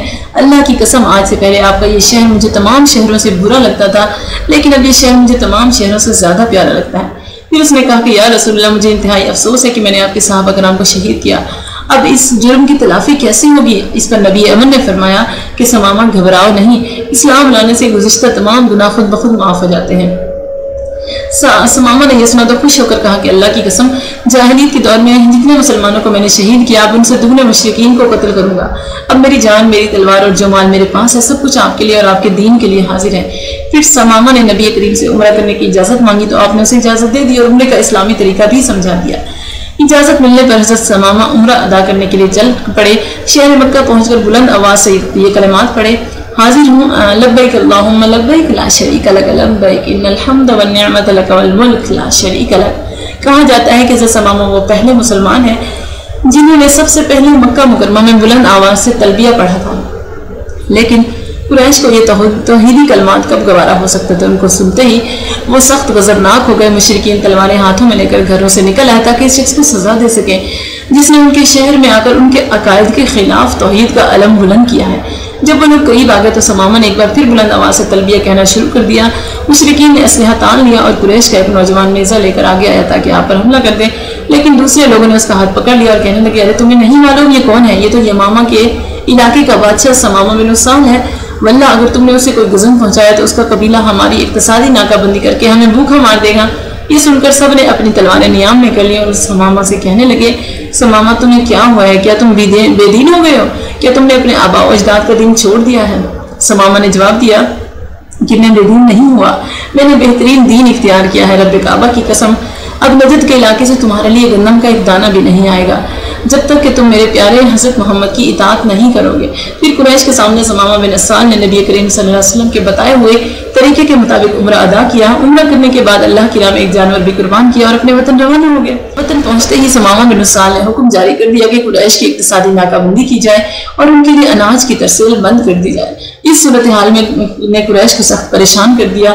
ان کے ہاں غلے کی گرانی ہو گئی اور قحط کی سی صورت پیدا ہو گئی۔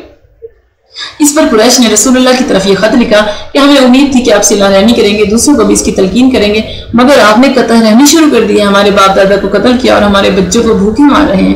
آپ کو اطلاع دی جاتی ہے کہ ثمامہ بن اسال نے ہماری اقتصادی امداد بند کر دی ہے، آپ اسے حکم دے کہ وہ ہماری اقتصادی امداد بحال کر دے اور ہمیں غلہ بھیجتا رہے۔ یہ خط ملنے پر نبی امن نے ثمامہ بن اسال کو نام مبارک لکھا کہ تم قریش کی اقتصادی امداد بحال کر دو اور ان کا غلہ نہ روکو۔ چنانچہ یہ نام مبارک ملتے ہی حضرت ثمامہ بن اسال نے قریش کی اقتصادی امداد بحال کر دی اور ان کو غلے کی ترسیل جاری کر دی۔ حضرت ثمامہ کا یہ واقعہ لکھنے کے بعد قاضی محمد سلیمان منصور پوری لکھتے ہیں کہ اس قصے سے نہ صرف یہی ثابت ہوا کہ نبی نے کیوں ایک شخص کی جان بخشی فرمائی جو خود بھی اپنے آپ کو واجب القتل سمجھتا تھا، اور نہ صرف یہی ثابت ہوا بلکہ نبی کے پاکیزہ حالات اور اخلاق کا کیسا گہرا اثر لوگوں پر پڑتا تھا کہ ثمامہ جیسا شخص جو اسلام اور مدینہ اور آپ سے سخت عداوت رکھتا تھا 3 روز کے بعد بخوشی خود مسلمان ہو گیا تھا۔ کیسر روم ہرکل کے نام خط اور ابو سفیان کی گفتگو۔ نبی امن و آشتی نے کیسر روم ہرکل کے نام بھی 6 ہجری یا 7 ہجری میں دعوتی نامہ مبارک بھیجا تھا جسے حضرت وحیہ کلبی لے کر گئے تھے۔ یہ صلح حدیبیہ اور فتح مکہ کے درمیانی عرصے کا واقعہ ہے۔ ہرکل سے بیت المقدس میں نبی کریم کے سفیر کی ملاقات ہوئی۔ بادشاہ نے ان سے نبی کے بارے میں کئی باتیں پوچھی۔ مزید تحقیق کے لیے اس نے حکم دیا کہ اگر وہاں مکے سے کوئی تاجر آیا ہو تو اسے دربار میں پیش کیا جائے۔ اتفاق ایسا ہوا کہ انہی ایام میں تجارت کی غرض سے ابو سفیان بھی دوسرے مکی تاجروں کے ساتھ شام میں موجود تھا۔ اسے شاہی دربار میں لایا گیا اور اس کے کئی ساتھی بھی اس کے ہمراہ تھے۔ ہرکل نے ابو سفیان کے ساتھیوں سے کہا کہ اگر ابو سفیان میرے سوالات کے غلط جوابات دے تو تم لوگ مجھے آگاہ کر دینا۔ ان دنوں ابو سفیان حضرت محمد صلی اللہ علیہ وسلم کا جانی دشمن تھا۔ اس کا اپنا بیان ہے کہ اگر مجھے ساتھیوں کی طرف سے اپنے جھوٹ کے افشا ہونے کا ڈر نہ ہوتا تو میں ساری سچی باتیں نہ کرتا، اسی لیے مجھے مجبوراً ہرکل کے سامنے سچ بولنا پڑ گیا۔ ہرکل اور ابو سفیان کے درمیان یہ مکالمہ ہوا۔ ہرکل: محمد کا خاندان اور حسب نسب کیسا ہے؟ ابو سفیان: خاندانی طور پر وہ شریف اور معزز ہے۔ یہ جواب سن کر ہرکل نے کہا کہ انبیاء ہمیشہ شریف خاندان سے ہوتے ہیں تاکہ ان کی اطاعت میں کوئی آر نہ سمجھے۔ دوسرا ہرکل: عرب یا قریش میں محمد سے پہلے بھی کسی شخص نے نبوت کا دعویٰ کیا ہے؟ ابو سفیان: نہیں۔ یہ جواب سن کر ہرکل بولا: اگر ایسا ہوتا تو میں سمجھتا کہ اس نے کسی اور کی نقل کی ہے۔ ہرکل: کیا نبوت کے دعوے سے پہلے اس نے کبھی جھوٹ بولا یا اسے جھوٹا کہا گیا؟ ابو سفیان: نہیں۔ اس جواب پر ہرکل نے کہا کہ یہ ممکن نہیں کہ کوئی شخص لوگوں کے بارے میں جھوٹ نہ بولے مگر اللہ کے بارے میں جھوٹ کہے۔ ہرکل: اس کے باپ دادا میں سے کوئی بادشاہ ہو کر گزرا ہے؟ ابو سفیان: نہیں۔ اس پر ہرکل بولا: اگر ایسا ہوتا تو میں سمجھتا کہ وہ نبوت کے بہانے اپنے باپ دادا کی حکومت حاصل کرنا چاہتا ہے۔ ہرکل: اس کے ماننے والے غریب مسکین لوگ زیادہ ہیں یا امیر اور دولت مند؟ ابو سفیان: زیادہ تر غریب مسکین لوگ اس کے پیروکار ہیں۔ پھر ہرکل کہنے لگا: شروع میں ہر نبی کے ماننے والے زیادہ تر غریب مسکین لوگ ہی ہوتے ہیں۔ ہرکل: اس کے ماننے والوں کی تعداد کم ہو رہی ہے یا بڑھ رہی ہے؟ ابو سفیان: بڑھتی جا رہی ہے۔ ہرکل بولا: ایمان کی یہی خاصیت ہے کہ وہ آہستہ سے بڑھتا رہتا ہے اور تکمیل پذیر ہوتا ہے۔ ہرکل: کیا اس کے دین کو کوئی شخص چھوڑ بھی جاتا ہے؟ ابو سفیان: نہیں۔ اس پر ہرکل نے کہا کہ ایمان کی یہی تاثیر ہے کہ ایمان جب کسی کے دل میں اثر کرتا ہے تو پھر اس سے الگ نہیں ہوتا۔ ہرکل: کیا اس نے کبھی عہد شکنی کی ہے؟ ابو سفیان: نہیں، البتہ اس سال اس سے ہمارا معاہدہ ہوا ہے، دیکھیے اس کا کیا انجام ہوتا ہے۔ ہرکل بولا: بے شک نبی عہد شکن نہیں ہوتا، دنیا دار لوگ عہد شکنی کرتے ہیں، انبیاء دنیا کے طلبگار نہیں ہوتے۔ ہرکل: کبھی اس سے تمہاری جنگ بھی ہوئی؟ ابو سفیان: جی ہاں۔ ہرکل: لڑائی کا کیا نتیجہ نکلا؟ ابو سفیان: کبھی وہ غالب رہے اور کبھی ہم۔ ہرکل بولا: انبیاء کا یہی حال ہوتا ہے، لیکن آخر کار ان کو اللہ کی مدد اور نصرت حاصل ہوتی ہے اور وہ غالب آتے ہیں۔ ہرکل: وہ کیا تعلیم دیتا ہے؟ ابو سفیان: وہ کہتا ہے کہ ایک خدا کی عبادت کرو، باپ دادا کے بت پرستانہ طریقے کو چھوڑ دو، نماز پڑھو، روزہ رکھو، سچ بولو، پاک دامنی اختیار کرو اور صلہ رحمی کرو۔ اس پر ہرکل نے کہا کہ آنے والے نبی کی یہی نشانیاں ہمیں بتائی گئی ہیں۔ میں سمجھتا ہوں کہ نبی کا ظہور ہونے والا ہے، لیکن مجھے یہ اندازہ نہ تھا کہ وہ عرب سے ہوگا۔ اے ابو سفیان، اگر تم نے سچے جوابات دیے ہیں تو ایک دن وہ شخص میرے ملک کا مالک ہوگا، کاش میں اس کی خدمت میں حاضر ہوتا اور اس نبی کے پاؤں ہوتا۔ اس نبی کے بعد نبی کریم کا نام مبارک پڑھا گیا، جسے سن کر درباری لوگ بہت چیخے چلائے اور ہمیں ابو سفیان اور اس کے ساتھیوں کو باہر نکال دیا گیا۔ اسی دن سے میرے دل میں اپنی ذلت اور حضرت محمد صلی اللہ علیہ وسلم کی عظمت نقش ہو گئی۔ اس واقعے میں ایک اسلام دشمن شخص ابو سفیان اس وقت تک اسلام نہیں لائے تھے اور دین اسلام کی مخالفت میں پیش تھے۔ انہوں نے بھی نبی امن کے اعلیٰ اخلاقی اوصاف نیکی، شرافت، صداقت، ایفائے عہد اور صلہ رحمی کی اعلانیہ گواہی دی ہے۔ فضیلت اور خوبی وہ ہوتی ہے جس کی دشمن بھی گواہی دے۔ فتح مکہ کا واقعہ رمضان 8 ہجری بمطابق جنوری 630 نبی امن کی امن پسندی اور صلح جوئی کا بہترین نمونہ ہے۔ فتح مکہ کا حال اس طرح ہے کہ صلح حدیبیہ کے معاہدے کے مطابق مکے کا مضافاتی قبیلہ خزاع حضرت محمد کا حلیف بن چکا تھا۔ بنو خزاع کا حریف قبیلہ بنو بکر قریش کا حلیف تھا۔ ان دونوں قبیلوں کے درمیان برسوں سے لڑائی چلی آتی تھی۔ صلح حدیبیہ کے بعد بنو بکر نے موقع غنیمت جان کر بنو خزاع پر اچانک حملہ کر دیا۔ قریش کے سلطانوں نے بھی بنو خزاع کے خلاف بنو بکر کی حمایت کی، بلکہ اس لڑائی میں قریش کے بعض افراد جن میں اکرمہ بن ابی جہل، صفوان بن امیہ اور سہیل بن عمرو شامل تھے، نے بھیس بدل کر اس لڑائی میں تلواروں کے ذریعے بنو بکر کی مدد کی۔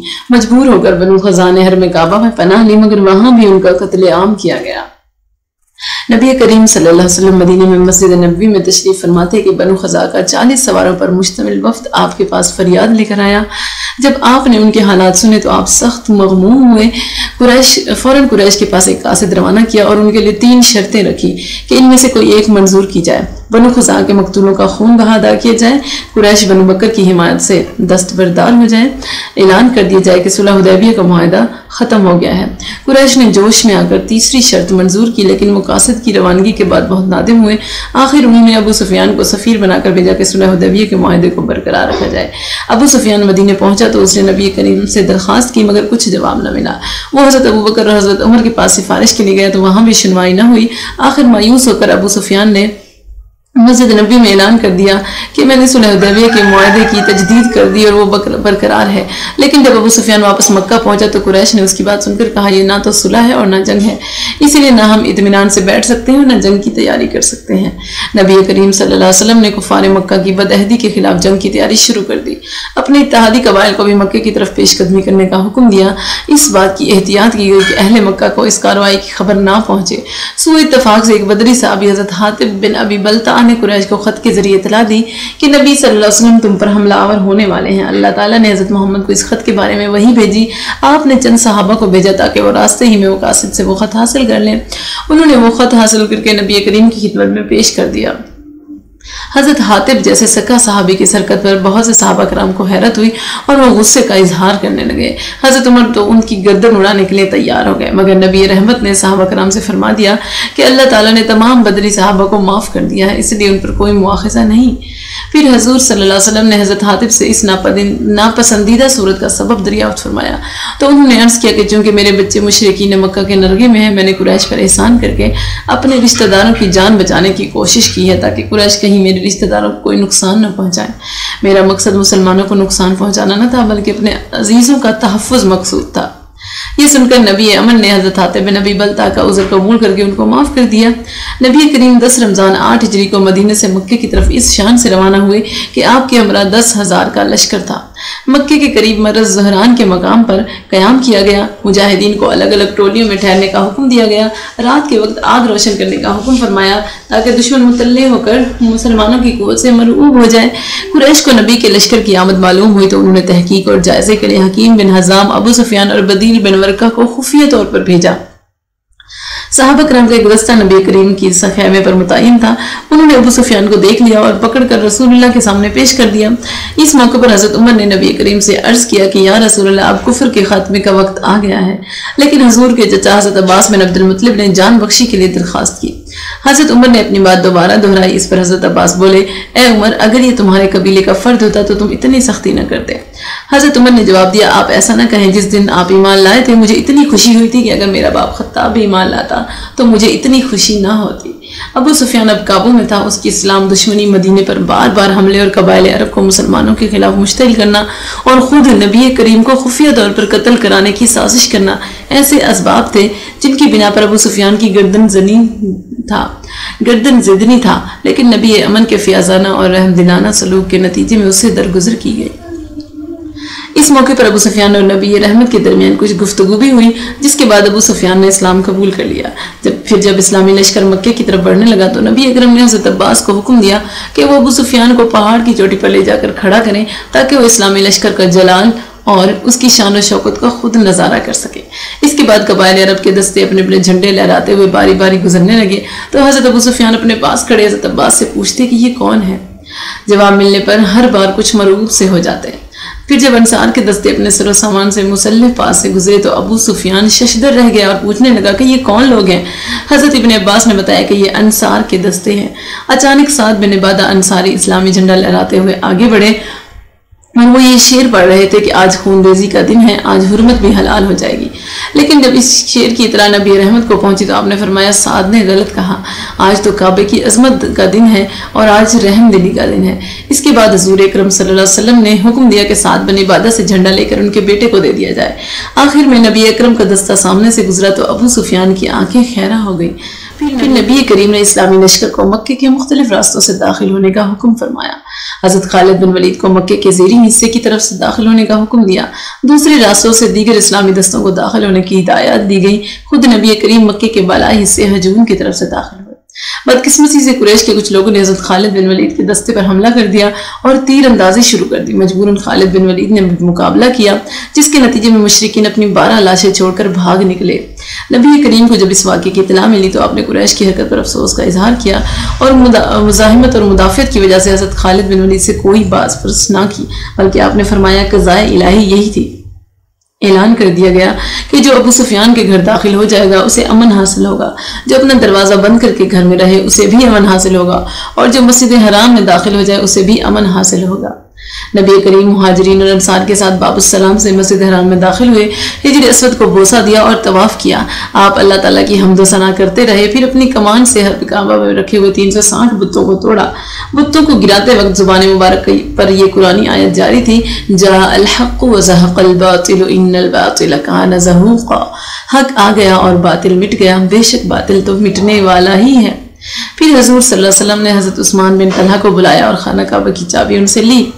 خانہ کعبہ کا دروازہ کھولا گیا، آپ حضرت بلال اور حضرت طلحہ کے ساتھ اندر داخل ہو گئے۔ پھر جب نماز کا وقت آیا تو آپ نے حضرت بلال کو حکم دیا کہ وہ خانہ کعبہ کی چھت پر چڑھ کر اذان دے۔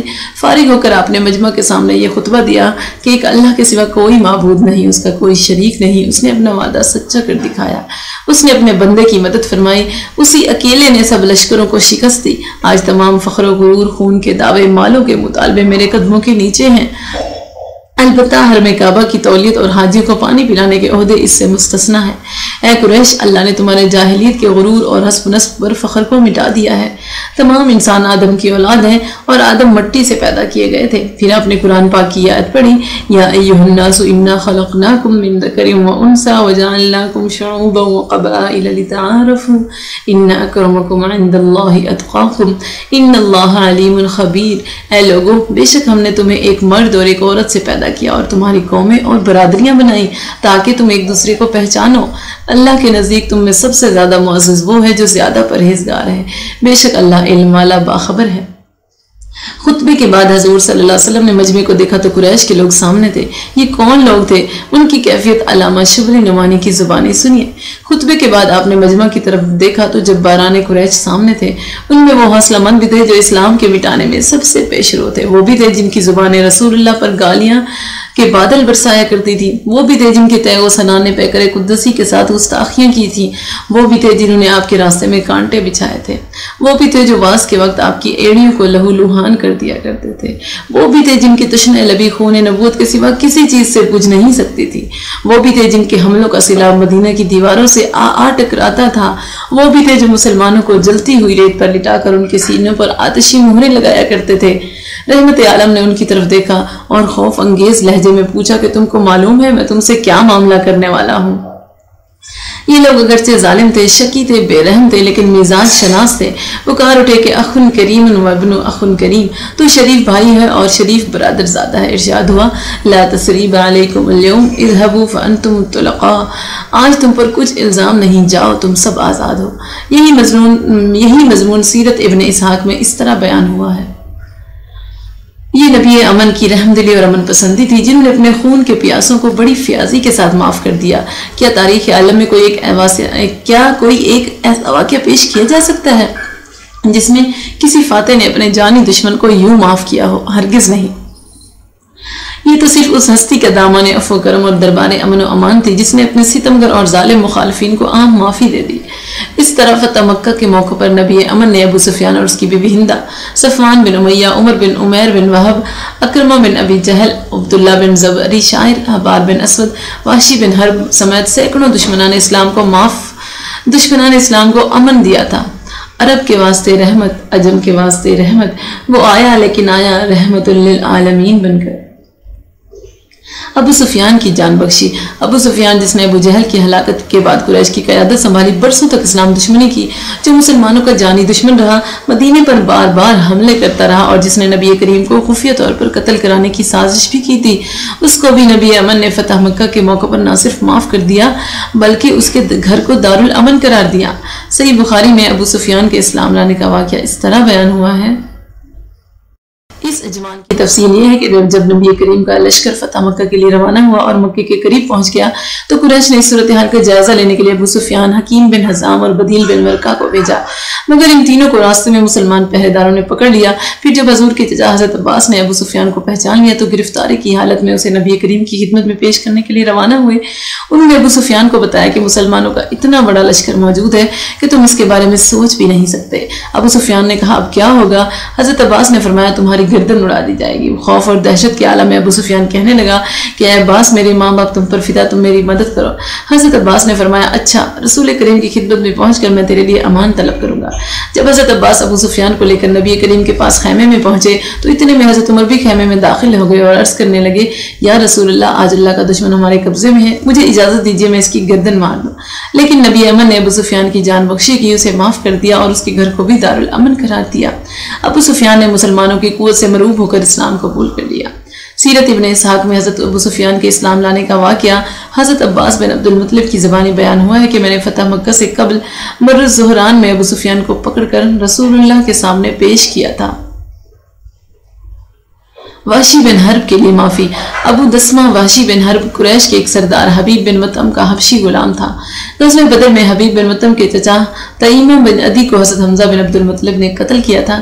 حبیب بن مطعم کو اپنے چچا کے قتل کا بہت صدمہ ہوا۔ اس نے لات و عزا کی قسم کھاتے ہوئے کہا کہ وہ اپنے چچا کے قاتل سے ضرور انتقام لے گا۔ اسی عرصے میں غزوہ احد کا واقعہ پیش آ گیا۔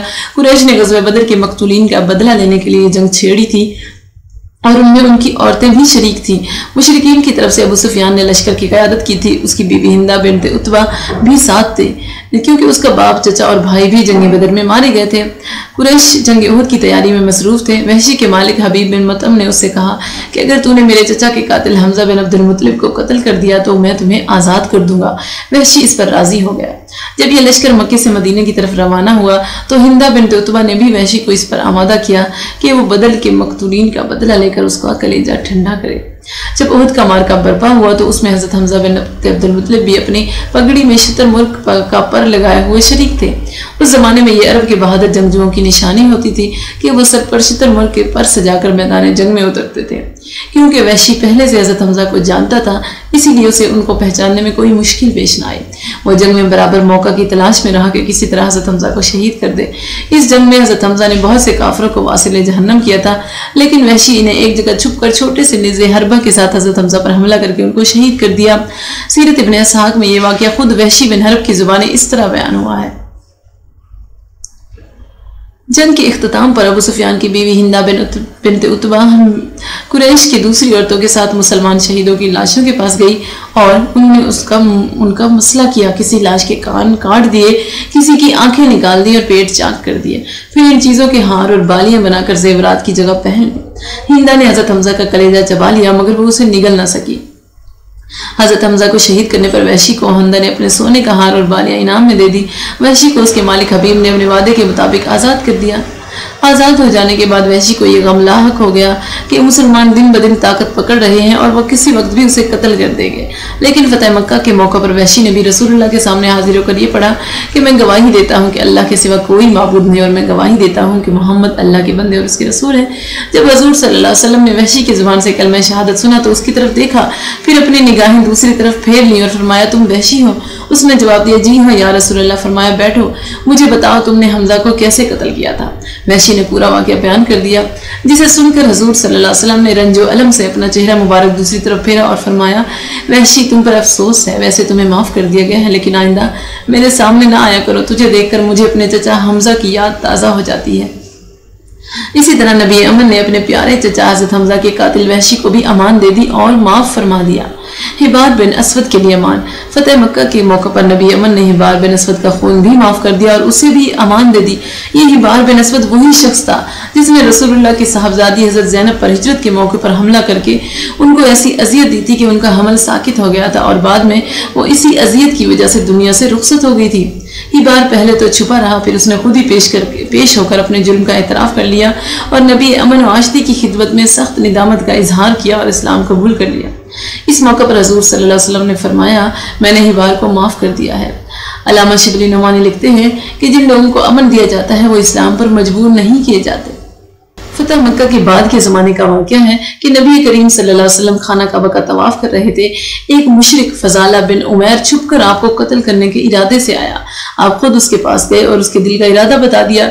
फजाला बिन उमैर को इस गिरफ्त पर शर्मसारी हुई। आपने उसे इस्तग़फ़ार करने को कहा और उसके सीने पर दस्ते मुबारक फेरा, जिसके से उसके दिल की दुनिया ही बदल गई, वो ईमान ले आया। इसके बाद नबी अमन ने फजाला बिन उमैर को माफ़ फरमा दिया, हालांकि वो आपको मिटाने की नीयत से आया था। हिंदा बिनते उतबा के लिए उफ़्व दरगुज़र। इब्तिदा में अबू सुफियान की बीवी हिंदा बिनते उतबा इस्लाम दुश्मनी में अपने शोहर से कम न थी। ये वही खातून थी जिसने ग़ज़वा उहद के मौके पर नबी करीम के प्यारे चचा हज़रत हमज़ा का पेट चाक करके उनका कलीजा चबाने की खाने की कोशिश की थी। उनके नाक और कान काट कर गले का हार बनाया था। उनके कातिल वहशी बिन हर्ब को इनाम के तौर पर अपने सोने का हार और बालियां दी थी। जब मक्का फतह हो गया तो नबी यमन ने अपने जानी दुश्मन और इस्लाम के मुखालिफों के लिए अफ़्व आम का ऐलान फरमा दिया।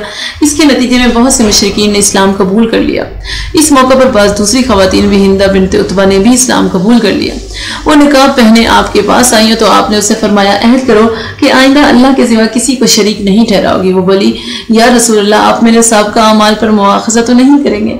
आपने फरमाया, अपने उन अमाल पर तौबा कर लो, अल्लाह बख्शने वाला मेहरबान है। फिर उसने नकाब उलट दिया और कहा कि मैं हिंदा हूँ। आपने पूछा, अच्छा हुआ कि तुम मुसलमान हो गई हो। हिंद ने अर्ज किया कि आज से पहले आपके खैमे से ज्यादा बुरा खैमा कोई नहीं था, मगर अब आपके खैमे से बढ़कर कोई और खैमा महबूब नहीं। फिर हिंदा ने कहा कि मैं आपके दस्ते मुबारक में हाथ देकर बैत करना चाहती हूँ। हजूर ने फरमाया कि मैं औरतों से मुसाफा नहीं किया करता। अगरचे बाज़ मौरख़ीन ने लिखा है कि इस मौके पर हिंदा ने हजूर से कुछ गुस्ताखाना कलाम भी किया था, मगर इसके बावजूद नबी अमन ने अपने प्यारे चचा हज़रत हमज़ा का कलेजा खाने वाली हिंदा को भी माफ़ कर दिया और उसे अमान दे दी। काब बिन ज़ुहैर के लिए अमान। 9 हिजरी। नबी अमन ने काब बिन ज़ुहैर जैसे वाजिबुल कत्ल शख्स को भी अमान दे दी और उसे भी माफ़ कर दिया। ये अरब का मशहूर शायर था और मक्का का बाशिंदा था।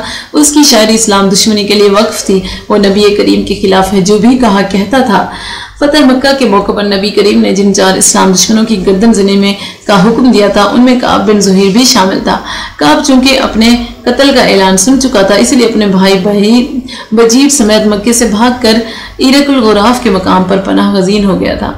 फिर बजीर हालात का पता चलाने मक्का मुकरमा वापस पहुंचा तो उसने काब को पैगाम भेजा कि जो लोग तौबा करके माफ़ी के तलबगार हुए हैं, रहमतुल लिल आलमीन ने उनकी जान बख्शी कर दी थी। इसके बाद बजीर मदीने चला गया और वहां जाकर नबी करीम से मिला और मुसलमान हो गया।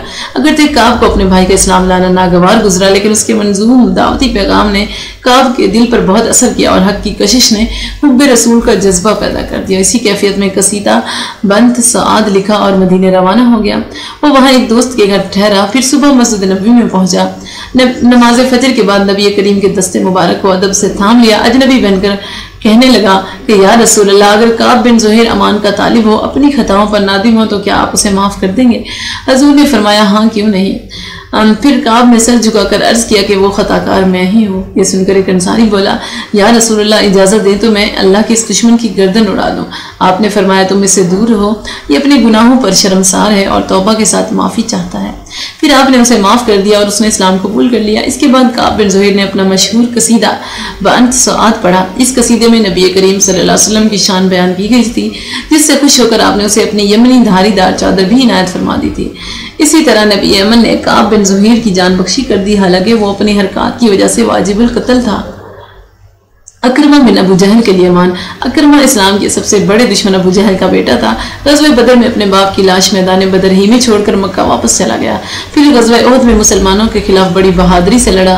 उसके दिल में पहले बाप की हिमायत की वजह से इस्लाम की इनसे नफरत थी, अब बाप का इंतकाम लेने के लिए इस्लाम दुश्मनी इंतहा को पहुंच गई थी। जंग खंदक के मौके पर भी अकरमा कुरैश के लश्कर में शामिल था। वो घोड़े समेत खंदक पार कर गया था, मगर फिर जान बचाकर वापस भागा। फिर फतह मक्का के मौके पर अगरचे कुरैश को इस्लामी लश्कर के मुकाबले की ताकत न थी, फिर भी अकरमा और उसके चंद साथियों ने हज़रत खालिद बिन वलीद के दस्ते से पंजा आजमाई की, मगर शिकस्त खाई। अकरमा के कई साथी झड़प में मारे गए और वो कुछ और अफराद की तरह वहां से भाग निकलने में कामयाब हो गया। फतह मक्का के बाद इस्लाम का गलबा देखकर अकरमा को सख्त नदामत हुई। अगरचे फतह मक्का के मौके पर आपने अहले मक्का के लिए आम माफ़ी का ऐलान कर दिया था, लेकिन जिन चंद अफराद का खून मुबाह किया था और ये जहां भी पाए जाए उनको कत्ल कर दिया जाए, उनमें अकरमा भी शामिल था।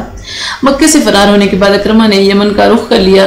वो भी तहामा के इलाके में साहिल समंदर पर कश्ती में सवार होने लगा था कि उसकी बीवी उम्मे हकीम, जो मुसलमान हो चुकी थी, अपने रूमी गुलाम के हमरा वहां पहुंच गई। उसने अपने अकरमा से कहा कि ऐ मेरे चचा के बेटे, मैं तुम्हारे पास लोगों में सबसे अफसल और सबसे बड़ी नेक हस्ती की तरफ से आई हूँ, यानी हज़रत मोहम्मद बिन अब्दुल्लाह की तरफ से। मैंने उनसे तुम्हारे लिए पनाह तलब की तो उन्होंने कमाल शफकत से पनाह दे दी है। अब अपने आप को हलाकत में न डालो। अकरमा बोला, क्या तुमने उनसे खुद बात की है? उम्मे हकीम ने जवाब दिया, जी हाँ, मैंने खुद बात की है और तुम्हारे लिए पनाह हासिल कर ली है। उम्मे हकीम के यकीन दिलाने पर अकरमा उनके साथ वापस लौट आया। रास्ते में एक मकाम पर पड़ाव किया तो अकरमा ने अपनी बीवी से सोहबत का इरादा किया तो उसने सख्ती से इनकार कर दिया और कहा, मैं मुसलमान हो चुकी हूँ और तू मुशरिक है। अकरमा को इस पर बड़ा ताज्जुब हुआ। वो कहने लगा, इसका मतलब है कि अब मेरे और तेरे दरमियान बहुत बड़ी खलीज हायल हो गई है। जब अकरमा मक्का मुकरमा पहुंचा तो उस वक्त रसूलुल्लाह ने अपने सहाबा से इरशाद फरमाया कि अनकरीब अकरमा बिन अबी जहल तुम्हारे पास मोमिन और मुहाजिरीन बनकर आएगा। उसके बाप को गाली न दो, क्योंकि मैयत को गाली देने से उसके लवाहिकीन को तकलीफ होती है और वो गाली मैयत को नहीं पहुंचती। अभी थोड़ी देर गुजरी थी कि अकरमा और उसकी बीवी उम्मे हकीम हजूर सल्लल्लाहु अलैहि वसल्लम की खिदमत अक़दस में पहुंच गए। जब नबी करीम ने उनको देखा तो बहुत खुश हुए। खुशी के आलम में उनकी तरफ लपके। फिर जब हजूर बैठ गए तो अकरमा अदब से खड़ा रहा। फिर कहने लगा, या रसूलल्लाह, उम्मे हकीम ने बताया है कि आपने मुझे पनाह दे दी है। नबी अमन ने फरमाया, हाँ, ये सच कहती है, तुझे पनाह हासिल है। फिर अकरमा ने पूछा, या रसूलल्लाह, आप किस बात की दावत देते हैं? आपने फरमाया, मैं तुम्हें इस बात की दावत देता हूँ कि तुम गवाही दो कि अल्लाह के सिवा कोई माबूद नहीं और मैं अल्लाह का बंदा और उसका रसूल हूँ। नमाज कायम करो, ज़कात अदा करो, रमजान के रोजे रखो। इसी तरह आपने इस्लाम के तमाम अरकान बता दिए। अकरमा बोला, यकीनन आपने हक बात की दावत दी और भलाई का हुक्म दिया है। अल्लाह की कसम, आप इस दावत से पहले भी हमें सबसे ज्यादा सच्चे और नेक इंसान थे। फिर अकरमा ने अपना हाथ बढ़ाया और कहा, मैं गवाही देता हूँ कि अल्लाह के सिवा कोई माबूद नहीं और मैं गवाही देता हूँ कि मोहम्मद सल्लल्लाहु अलैहि वसल्लम अल्लाह के बंदे और उसके रसूल हैं। सीरत इब्ने इसहाक में हज़रत अकरमा के इस्लाम लाने का वाक़या कुछ इस तरह लिखा है। इसके बाद अकरमा ने हजूर के मजीद फरमान के मुताबिक इकरार किया कि मैं मुसलमान मुजाहिद और मुहाजिर हूँ। इसी तरह नबी अमन ने इस्लाम के एक और दुश्मन मुसलमानों के कातिल का खून भी माफ़ कर दिया। उसे अमान दी गई और उसकी इज्जत अफजाई की गई। सफ़वान बिन उमैया के लिए अमान। नबी अमन ने मुशरिक सफ़वान बिन उमैया को भी अमान दी थी, जो कुरैश के सरदारों में से था और इस्लाम का सख्त दुश्मन था। उसने उमैर बिन वहाब को नबी के कत्ल पर मामूर किया था। जब मक्का फतह हो गया तो उसने डर से भागकर समंदर के रास्ते यमन जाने का इरादा कर लिया। उमैर बिन वहाब ने, जो इस वक्त मुसलमान हो चुके थे, नबी अमन से सफ़वान बिन उमैया के लिए अमान तलब की तो आपने इरशाद फरमाया कि उसको अमान है। उमैर बिन वहाब ने दोबारा दरख्वास्त करते हुए उस अमान के लिए हजूर से कोई निशानी तलब की ताकि उसे देखकर सफ़वान को मेरा एतबार आए, तो आपने उसे अपना अमामा मुबारक अता फरमाया। उमैर उसे लेकर सफ़वान के पास पहुंचे तो वो कहने लगा, मुझे वहां जाने में अपनी जान का डर है। तो हज़रत उमैर बोले, सफ़वान, अभी तुम्हें मोहम्मद सल्लल्लाहु अलैहि वसल्लम के अफ़्व करम का इल्म नहीं। ये सुनकर सफ़वान बिन उमैया हज़रत उमैर के साथ दरबार नबवी में हाजिर हुआ। उसने सबसे पहले हजूर से यह सवाल किया कि क्या आपने मुझे अमान दी है? तो आपने फरमाया, हाँ, ये सच है। सफ़वान कहने लगा, मुझे 2 माह की मोहलत दे दें। आपने फरमाया, तुम्हें 2 नहीं 4 महीनों की मोहलत है। इस मुद्दत के बाद सफ़वान बिन उमैया अपनी खुशी से दायरा इस्लाम में दाखिल हो गए। हज़रत अदी बिन हातिम ताई का कबूल इस्लाम। नबी अमन ने अपने एक मुखालिफ और दुश्मन अदी बिन हातिम को भी अमान दी थी और उसे माफ़ कर दिया था। ये वाक़या भी नबी करीम की अमन पसंदी और सुलह जोई का सबूत है, वरना आप चाहते तो उसे कत्ल भी करा सकते थे, मगर आपके हुस्न सलूक से मुतासिर होकर वो इस्लाम लाए। हदीस और तारीख़ सीरत की कुतुब में हज़रत अदी के कबूल इस्लाम का वाक़या खुद उनकी अपनी ज़ुबानी इस तरह बयान हुआ है, जब मैं हज़रत मोहम्मद रसूलुल्लाह के बारे में सुना तो मेरे दिल में उनके लिए इंतहाई नफरत पैदा हो गई। मैं अपने इलाके का सरदार था, मेरा मजहब ईसाईयत थी। मैं भी अपने रियाया से दूसरे अरब बादशाहों की तरह उनके माल से 1/4 हिस्सा लेता था। इब्तिदा में नफरत और हकारत की वजह से मैंने कोई परवाह न की। फिर जब हज़रत मोहम्मद को शान शौकत में बढ़ते देखा और आपके साथियों को जजीरा अरब में फतूहात हासिल हुई तो मुझे खतरा महसूस हुआ और अपने ऊँट चलाने वाले गुलाम से कह दिया कि आज से तेज रफ्तार ऊँटनियाँ मेरे लिए तैयार रखो। एक सुबह मेरे गुलाम ने मुझे इतला दी कि अगर आपके इलाके पर इस्लामी लश्कर हमला कर दे तो आप क्या करेंगे। मैं घबरा गया और पूछा कि आखिर बात क्या है। गुलाम बोला, मुझे आज घरों में झंडे नजर आते हैं। मुझे मालूम हुआ है कि इस्लामी लश्कर हमारे इलाके पर हमला करके कई घरों पर कब्जा कर चुका है। मुझे अपनी गिरफ्तारी का डर था, इसलिए मैंने गुलाम से कहा कि मेरे लिए वो तेज रफ्तार ऊँटनियाँ लाओ जिनकी तैयारी का मैंने हुक्म दिया था। चुनाचे वो ऊँटनियाँ ले आया। मैंने अपने अहल अयाल को उन पर सवार किया और मुल्क शाम चला गया ताकि वहां अपने हम मजहब ईसाई लोगों में रहूं। जल्दबाजी और घबराहट में खानदान के तमाम अफराद भी सफर पर न जा सके। बाज रास्ते की सऊबत में बर्दाश्त न करके दौरान सफर ही लुकमा अजल बन गए। मेरी बहन भी नजद में खोई गई जिसका मुझे बहुत सदमा हुआ। मैं अभी शाम ही में था कि मुझे खबर मिली कि हमारे इलाके को इस्लामी लश्कर ने फतह कर लिया है। मेरी बहन गिरफ्तार हो चुकी है और उसे यसरब मदीने पहुंचा दिया गया जहां वो कैद में है। एक दिन उस बहन ने रसूलुल्लाह से अर्ज किया, या रसूलुल्लाह मेरा बाप मर चुका है, मेरा सरपरस्त भाई आंखों से ओझल है, आप मुझ पर एहसान करें। नबी करीम सल्लल्लाहु अलैहि वसल्लम ने पूछा कि तुम्हारा सरपरस्त कौन है। उसने बताया कि मेरे भाई का नाम अदी बिन हातिम ताई है। हजूर सल्लल्लाहु अलैहि वसल्लम ने फरमाया, जो अल्लाह और उसके रसूल की राह से फरार हो चुका है। फिर आपने फरमाया, जाओ आज से तुम आज़ाद हो। इत्तफाक से मदीने में शाम का एक काफिला आया हुआ था जिसमें हमारे कबीले का एक मुसाफिर भी शामिल था। मेरी बहन उस काफिले के हमरा मेरे पास शाम पहुंच गई। उसके सफर के लिए हजूर सल्लल्लाहु अलैहि वसल्लम ने अपनी तरफ से लिबास, ऊँटनी और ज़ाते राह भी इनायत फरमाया था। आते ही बहन से मुझे नाराज होते हुए कहा कि हातिम, तुम अपने बीवी बच्चों को साथ ले आए मगर अपनी बहन को क्यों न लाए। मैं तुम्हारे बाप की इज्जत थी, मुझे खतरे में डालकर तुम इधर भाग आए, ये तुम्हारे लिए शर्म की बात है। मैंने कहा, मेरी बहन तुम नाराज ना हो, इत्मीनान से बैठो तो सही, तुम थकी हुई मालूम होती हो। फिर मैंने अपनी बहन से नबी करीम सल्लल्लाहु अलैहि वसल्लम के बारे में मालूमात हासिल की। वो बड़ी समझदार औरत थी। उसने मुझे मशवरा दिया कि जल्द से जल्द हजूर सल्लल्लाहु अलैहि वसल्लम से मुलाकात के लिए चला जाऊं। अगर वो सच्चे नबी हैं तो तुम्हें उनसे मुलाकात की सादत हासिल करनी चाहिए और अगर वो बादशाह हैं तो भी तुम्हें वो जलील नहीं करेंगे। हज़रत अदी कहते हैं कि मैंने शाम से मदीने आने का अज़म कर लिया, बगैर किसी पेश की ज़मानत के बराह रास्त नबी करीम से मिलने के लिए चल पड़ा। जब मैं मदीने पहुंचा तो उस वक्त रसूलुल्लाह अपनी मस्जिद में तशरीफ़ फरमाते। मैंने आपको सलाम किया। आपने फरमाया, तुम कौन हो। मैंने अर्ज़ किया कि मैं अदी बिन हातिम ताई हूँ। ये सुनकर आप सल्लल्लाहु अलैहि वसल्लम खुश हुए, मेरा हाथ पकड़ा और घर की तरफ रवाना हुए। रास्ते में एक बुढ़िया ने जिसके साथ एक बच्चा भी था आपको रोककर आपसे अपनी कोई जरूरत पेश की। आपने उसे पूरा वक्त देकर उसकी बात तवज्जो से सुनी और उसका काम कर दिया। मैंने दिल में कहा कि यकीनन ये शख्स बादशाह नहीं है। फिर आपने मेरा हाथ पकड़कर मुझे अपने घर ले गए, मुझे बैठने के लिए तकिया दिया और खुद जमीन पर बैठ गए। मैंने सोचा कि यह तरीका किसी बादशाह का नहीं हो सकता। फिर आपने मुझसे गुफ्तगू फरमाई तो मुझे यकीन हो गया कि आप अल्लाह ताला के सच्चे नबी हैं। फिर आपने फरमाया, ए अदी, शायद तुम इसलिए इस्लाम कबूल नहीं करना चाहते कि मुसलमान माली तौर पर कमजोर हैं। अल्लाह की कसम, अनकरीब एक ऐसा दिन आएगा जब मुसलमान इतने अमीर होंगे कि उनका कोई सदका लेने वाला न मिलेगा। ए अदी, शायद तुम इसलिए इस्लाम कबूल नहीं करना चाहते कि मुसलमान कम हैं और उनके दुश्मन ज्यादा हैं। अल्लाह की कसम, अनकरीब तुम सुनोगे कि जजीरतुल अरब मफ्तू होगा और कादसिया से एक औरत अकेली सवारी पर कादसिया या हैरा से रवाना होगी और बेखतर सफर करती हुई खाना काबा का तवाफ करेगी। ए अदी, शायद तुम इसलिए इस्लाम कबूल नहीं करते हो कि आज गैर मुस्लिमों ही की हुकूमतें हैं। अल्लाह की कसम, अनकरीब तुम सुनोगे कि बाबुल के सफ़ेद महल्लात मुसलमानों ने फतह कर लिए हैं और किसरा बिन हरमस के खजानों पर कब्जा कर लिया है। मैंने ताज्जुब से पूछा कि क्या किसरा बिन हरमस के खजाने मुसलमानों के हाथ आएंगे। आपने फरमाया, हाँ, उसी के। हज़रत अदी फरमाते हैं कि नबी करीम की ये बातें सुनकर मैं बहुत मुतासिर हुआ और मैंने दीन इस्लाम कबूल कर लिया। हज़रत अदी का बयान है कि मैंने हजूर की इन तीनों पेशनगोइयों में से 2 पेशनगोइयाँ पूरी होती हुई अपनी आंखों से देख ली और तीसरी भी इंशाल्लाह पूरी हो जाएगी। तीसरी पेशनगोई हज़रत उमर बिन अब्दुल अजीज़ के ज़माना खिलाफत में पूरी हुई, जब अमीर लोग सोना चांदी लिए फिरते थे मगर सदका लेने वाला कोई न मिलता था। तुम्हें इस वक्त मुझसे कौन बचा सकता है। नबी करीम सल्लल्लाहु अलैहि वसल्लम की अमन पसंदी और अफ़्व दरगुज़र का एक और वाक़या ये है। सही बुखारी में एक दफ़ा नबी करीम के गज़वे से वापस तशरीफ़ ला रहे थे। रास्ते में एक वादी आई। सहाबा कराम ने धूप की शिद्दत की वजह से वहाँ दरख्तों के नीचे बिस्तर लगा लिए। नबी करीम भी एक दरख्त के नीचे आराम फरमा हुए। आपने अपनी तलवार दरख्त की टहनी से लटका दी। चूँकि कुफ़ार मुसलमानों की ताक़त में रहते थे, अचानक वहाँ एक बद्दू बेखबरी में आ गया और उसने दरख्त से आपकी तलवार उतार ली। हजूर सल्लल्लाहु अलैहि वसल्लम दफतन बेदार हुए तो देखा कि एक शख्स सरहाने खड़ा है और उसके हाथ में नंगी तलवार है।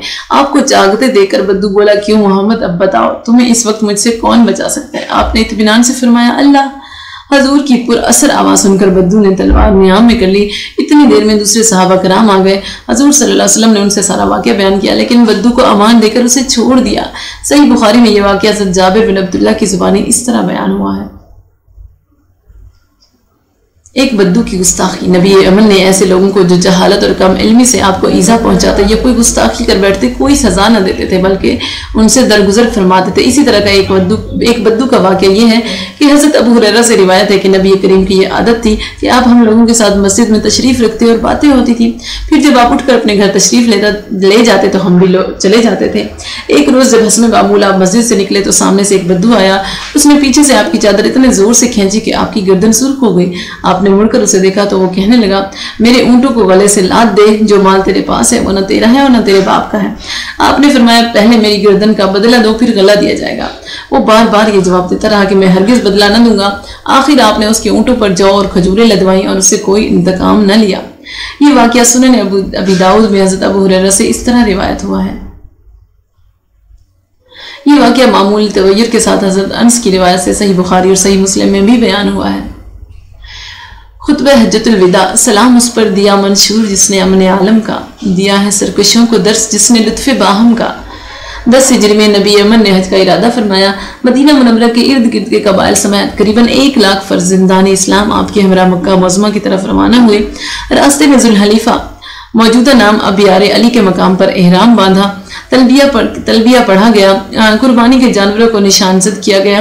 نبی کریم 4 ذوالحجہ 10 ہجری کو مکہ شہر میں باب السلام سے مسجد حرام میں داخل ہوئے، خانہ کعبہ کا طواف کیا، حجر اسود کو بوسہ دیا، پھر سعی کی۔ 8 ذوالحجہ کو مینا میں قیام فرمایا، 9 ذوالحجہ کو میدان عرفات میں جا کر وقوف کیا، اپنی قصوہ نامی اونٹنی پر سوار ہونے کی حالت میں خطبہ حجۃ الوداع فرمایا، جس کی تفصیل یہ ہے کہ اللہ کی حمد و ثنا کے بعد فرمایا، لوگوں میری بات غور سے سنو، میں خیال کرتا ہوں کہ اس سال کے بعد اس مقام پر تم سے نہ مل سکوں گا۔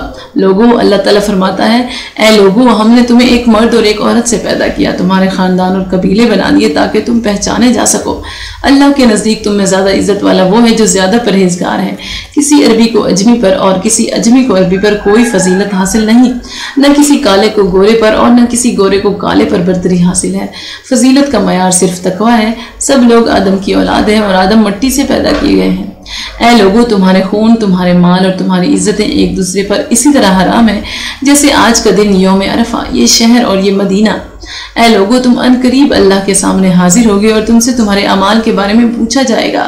خبردار میرے بعد گمراہ نہ ہو جانا کہ ایک دوسرے کی گردنیں کاٹنے لگو۔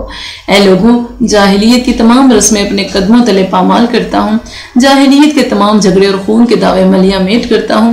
سب سے پہلے میں اپنے خاندان کا خون، عمار بن ربیعہ بن حارث کا خون معاف کرتا ہوں جو بنی سعد میں پلا بڑھا اور بنو حذیل نے اسے ہلاک کر دیا تھا۔ میں جاہلیت کا سود کا لدم کرتا ہوں۔ سب سے پہلے میں اپنے چچا عباس بن عبد المطلب کا سود ختم کرتا ہوں۔ اے لوگوں، اپنی بیویوں کے معاملے میں اللہ سے ڈرتے رہو، اللہ کے نام کی ذمہ داری سے اور اس کے کلام سے وہ تمہارے لیے حلال ہوئے۔ تمہارا حق ان پر یہ ہے کہ وہ تمہارے بستر پر کسی دوسرے کو نہ آنے دے جس کا آنا تمہیں ناگوار ہو، کسی کو بغیر تمہاری اجازت گھر میں نہ آنے دے جس کا آنا تمہیں ناپسند ہو۔ وہ کسی بے حیائی کا ارتکاب نہ کریں، اگر وہ ایسا کریں تو اللہ نے تمہیں اجازت دی ہے کہ تم ان کو سمجھاؤ، اپنی خوابگاہوں سے جدا کر دو اور ایسی بدنی سزا دے سکتے ہو جو نشان ڈالنے والی نہ ہو۔ پھر اگر وہ باز آ جائیں تو دستور کے مطابق ان کا نان و نفقہ تمہارے ذمہ ہے۔ خبردار، کسی عورت کے لیے جائز نہیں کہ وہ اپنے شوہر کے مال میں سے اس کی اجازت کے بغیر کسی کو کچھ دے۔ تم عورتوں سے اچھا سلوک کرو کیونکہ وہ تمہاری نگرانی میں ہے۔ بے شک شیطان اس سرزمین سے نا امید ہو گیا ہے کہ اس کی یہاں عبادت کی جائے گی، لیکن وہ خوش ہے کہ اس کے سوا دوسرے ان گناہوں میں تم اس کی پیروی کرو گے جنہیں تم ہلکا سمجھتے ہو۔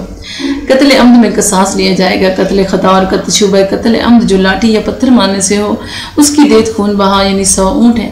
جو اس میں اضافہ کرے وہ جاہلیت کا پیروکار ہے۔ اے لوگوں، مہینوں کا عدل بدل کرنا کفر میں اضافہ ہے، اس کے ذریعے کفار اور زیادہ گمراہ ہوتے ہیں۔ ایک سال کسی مہینے کو حلال اور دوسرے سال حرام قرار دیتے ہیں تاکہ اس طرح حرام مہینوں کی گنتی پوری کر لیں۔ زمانہ آج پھر اسی پہلی حالت پر آ گیا ہے جس پر اللہ تعالیٰ نے آسمانوں اور زمین کو پیدا فرمایا۔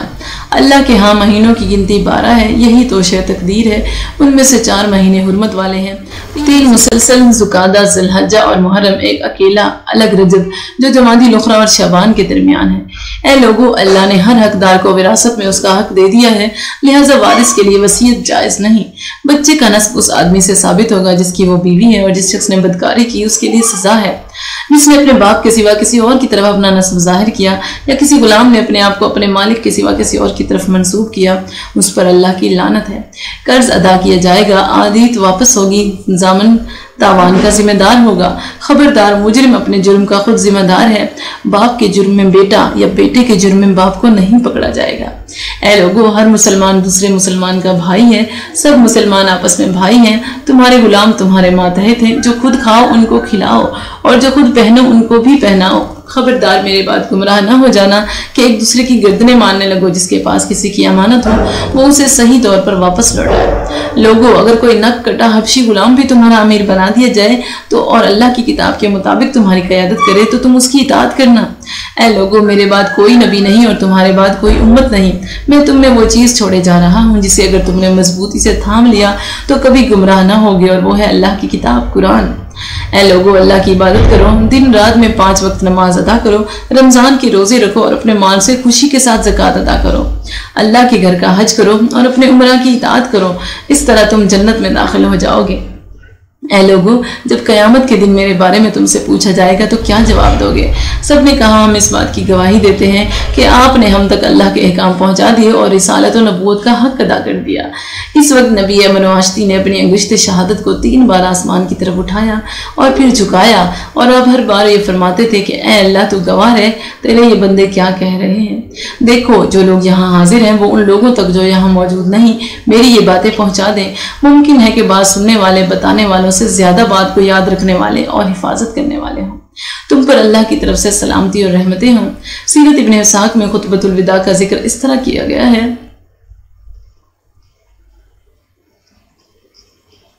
نبی امن نے اپنے اس خطبہ مبارک کے ذریعے انسانیت کو جو ہدایات دی ہیں وہ امن عالم کی ضمانت ہے۔ یہ خطبہ حقوق اللہ کے ساتھ ساتھ حقوق العباد کو بھی محیط ہے۔ اس میں عدل و انصاف پر زور دیا گیا ہے اور اخلاقی تعلیمات دی گئی ہیں۔ دنیا نے 1400 برس بعد اسی کی خوشجینی کر کے وہ منشور بنایا ہے جسے اقوام متحدہ کا چارٹر یعنی منشور انسانی حقوق کا نام دیا گیا ہے۔ ایک اونٹ کا واقعہ۔ شرح سنہ میں یعلا بن مروہ سقفی سے روایت ہے کہ ہم نبی کریم کے ساتھ ایک سفر میں تھے کہ اچانک ایک ایسی جگہ سے گزرے جہاں ایک اونٹ پانی پلایا جا رہا تھا۔ جب اونٹ نے نبی کو دیکھا تو بلبلانے لگا اور اس نے اپنی گردن کا اگلا حصہ جھکا دیا۔ آپ وہاں رک گئے۔ آپ نے پوچھا، اس اونٹ کا مالک کہاں ہے؟ چنانچہ وہ آپ کی خدمت میں حاضر ہوا تو آپ نے اس سے کہا کہ یہ اونٹ مجھے فروخت کر دو۔ وہ بولا، یا رسول اللہ، ہم تو آپ کو اونٹ تحفے میں دے دیتے، مگر یہ اونٹ ایسے لوگوں کا ہے جن کا گزر بسر ہی اسی پر ہے۔ آپ نے فرمایا، اچھا تو کوئی بات نہیں، میں اسے نہیں خریدتا، لیکن معاملہ یہ ہے کہ یعنی اس اونٹ نے مجھے کام زیادہ ہونے اور چارہ کم ملنے کی شکایت کی ہے۔ تمہیں چاہیے کہ اس کے ساتھ اچھا سلوک کرو۔ حضور صلی اللہ علیہ وسلم کے نکاح بھی امن و سلامتی کے وسائل تھے۔ حقیقت یہ ہے کہ نبی امن واشتی نے نکاح جیسے ذاتی معاملے کو بھی معاشرے میں امن و سلامتی اور صلح جوئی کا ذریعہ بنا دیا۔ اس بارے میں قاضی محمد سلیمان منصور پوری کی شرح آفاق کتاب رحمت للعالمین سے چند اقتصابات پیش کیے جاتے ہیں۔ قاضی صاحب لکھتے ہیں کہ غور کرنے سے معلوم ہو جائے گا کہ نبی صلی اللہ علیہ وسلم نے جس قدر نکاح کیے ان کی بنیاد فوائد کثیرہ، دین اور مصالح جمیلہ، ملک اور مقاصد حسنہ قوم پر قائم تھی، اور ان فوائد و مصالح مقاصد کا اس قدیم ترین زمانہ اور عرب جیسے جمود پسند ملک میں حاصل ہونا تزویج کے بغیر ممکن ہی نہیں تھا۔ مثلاً حضرت ام المومنین سیدہ صفیہ کے نکاح پر غور کرو کہ اس سے بیشتر جس قدر جنگیں مسلمانوں کے ساتھ کفار نے کی ان میں سے ہر ایک میں یہود کا تعلق سرن یا علانیاً ضرور ہوتا تھا، مگر تزویج صفیہ کے بعد یہود مسلمانوں کے خلاف کسی جنگ میں شامل نہیں ہوئے۔ مثلاً سیدہ ام حبیبہ کے نکاح پر غور کرو، اس کا باپ ابو سفیان عمائد قریش میں سے تھا اور قریش کا نشان جنگ اس کے گھر میں رکھا رہتا تھا۔ جب یہ نشان باہر کھڑا کیا جاتا تو تمام قوم پر آبائی ہدایات اور قومی روایات کی اتباع میں لازم ہو جاتا تھا کہ سب اس جھنڈے کے نیچے فوراً جمع ہو جائیں۔ احد اور ہمراہ الاسد، بدر، الاخری، احزاب وغیرہ لڑائیوں میں ابو سفیان ہی اسی نشان کو لیے ہوئے قائد قریش نظر آتا ہے۔ اس تزویج مبارکہ کے بعد دیکھو کہ وہ کسی جنگ میں مسلمانوں کے خلاف فوج کشی کرتا نظر نہیں آتا، بلکہ تھوڑے ہی عرصے کے بعد خود بھی اسلام کے جھنڈے کے نیچے آ کر پناہ لیتا ہے۔ مثلاً ام المومنین جویریہ کے نکاح پر غور کرو، ان کا باپ مشہور رہزن ڈکیتی پیشہ تھا اور مسلمانوں سے خاص دلی عداوت رکھتا تھا۔ بنو مستلق کا مشہور طاقتور اور جنگجو قبیلہ جو چند در چند شعوب پر محتوی تھا، اس کے اشارے پر کام کرتا تھا، اور یہی وجہ ہے کہ اس تجویز سے بیشتر ہر ایک جنگ میں جو مسلمانوں کے خلاف ہوئی اس قبیلے کی شرکت ضرور ہی پائی جاتی ہے، لیکن اس نکاح کے بعد یہ مخاصمتیں نابود ہو جاتی ہیں۔ تمام قبیلہ قذاقی چھوڑ کر متمدن زندگی اختیار کر لیتا ہے اور پھر مسلمانوں کے خلاف کسی جنگ میں شامل نہیں ہوتا۔ اسی طرح ام المومنین میمونہ کے نکاح پر غور کرو۔ ان کی ایک بہن سردار نجد کے گھر میں تھی۔ اس نکاح نے ملک نجد میں صلح اور اسلام پھیلانے میں بہترین نتائج پیدا کیے۔ حالانکہ قبل ازیں نجد وہ تھے جنہوں نے 70 واعظین دین کو اپنے ملک میں لے جا کر ذرکے سے قتل کیا تھا۔ اہل نجد ہی وہ تھے جن سے چند بار نقض امن اور فساد انگیزی کے واقعات ظہور میں آ چکے تھے۔ ہر ایک شخص کو جو امن و اما اور اصلاح ملک کے فوائد کا ممکن نہیں تسلیم کرنا پڑے گا کہ یہ نکاح کس قدر بابرکت تھا۔ اس سلسلے میں مولانا شبیر احمد عثمانی نے اپنی تفسیر عثمانی میں لکھا ہے کہ گویا کثرت ازدواج میں ایک بڑی حکمت یہ ہوئی کہ خانگی معاشرت اور نسوانی مسائل کے متعلق نبی کے احکام اور اس فیصلہ کی اشاعت کافی حد تک بے تکلف ہو سکے۔ نیز مختلف قبائل و طبقات کی عورتوں کی آپ کی خدمت میں رہنے سے ان قبائل اور جماعتوں کو آپ کی دامادی کا شرف حاصل ہوا، اور اس طرح ان کی وحشت و نفرت بھی کم ہوئی، اور اپنے کنبے کی عورتوں سے آپ کی پاک دامنی، خوبی اخلاق، حسن معاملہ اور بے لوث کریکٹر کو سن کر اسلام کی طرف رغبت بڑھی۔ یہ سیرت طیبہ کا اعجاز ہے کہ جس نے نکاح جیسے ذاتی اور معاشرتی معاملے کو ملک عرب میں امن و امان اور اسلام کی اشاعت کا وسیلہ بنا دیا۔ گویا تزویج زوجات ترویج اسلام کا ذریعہ ہو گیا تھا۔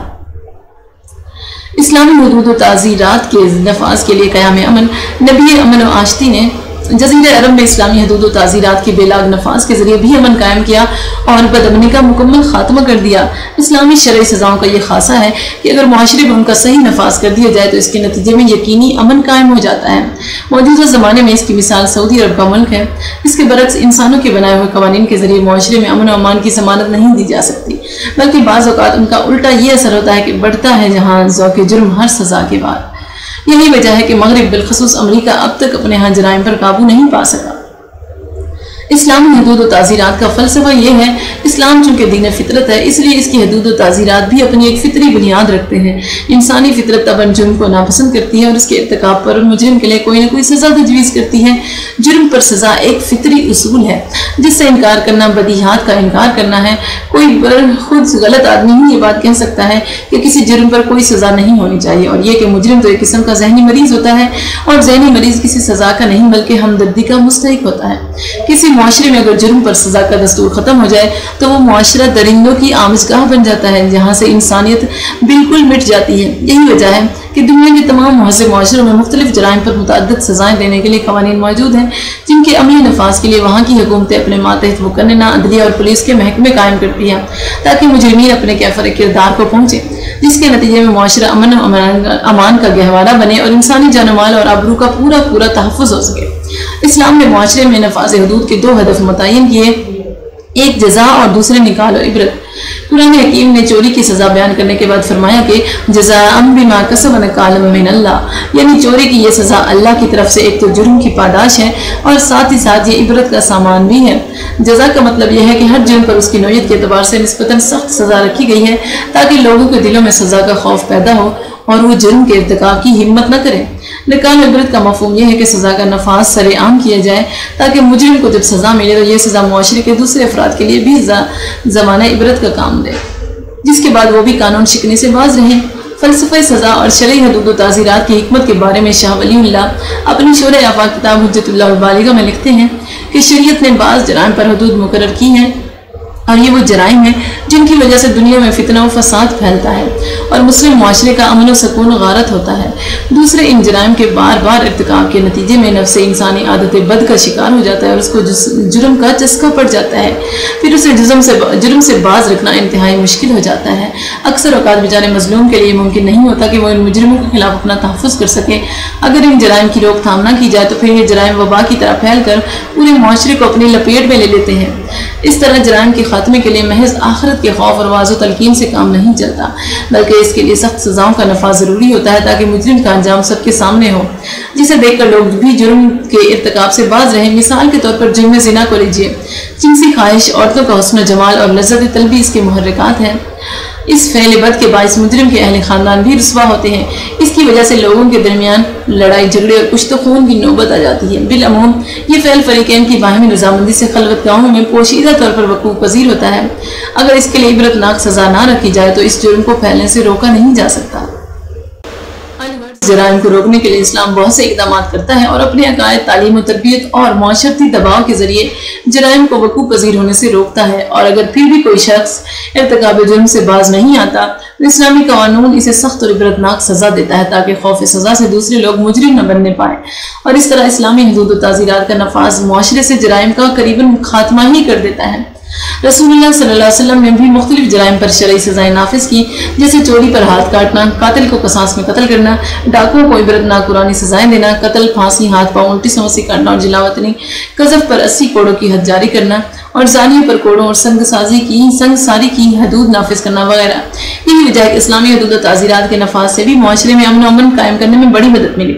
اس کے علاوہ قرآن مجید کی تعلیم، تزکیہ نفس، اخلاق اور تقویٰ کا یہ اثر تھا کہ لوگ تنہائی میں بھی جرم و گناہ سے باز رہتے، اور بعض اوقات مجرم خود اپنی آزاد مرضی سے اقبال جرم کر کے سزا پاتا تھا۔ ملک عرب میں نبی امن نے جو امن و امان قائم کیا، اس کی گواہی مشہور صحابی حدی بن عاطف نے اس طرح دی ہے کہ میں نے اپنی آنکھوں سے دیکھا کہ ایک عورت حیرہ سے تنہا سفر کر کے خانہ کعبہ پہنچی اور اسے سفر میں اللہ کے خوف کے سوا کوئی اور خوف نہ تھا۔ غزوات نبوی پر ایک نظر ڈالتے ہیں کہ وہ امن میں اس طرح ان کا کردار ہے۔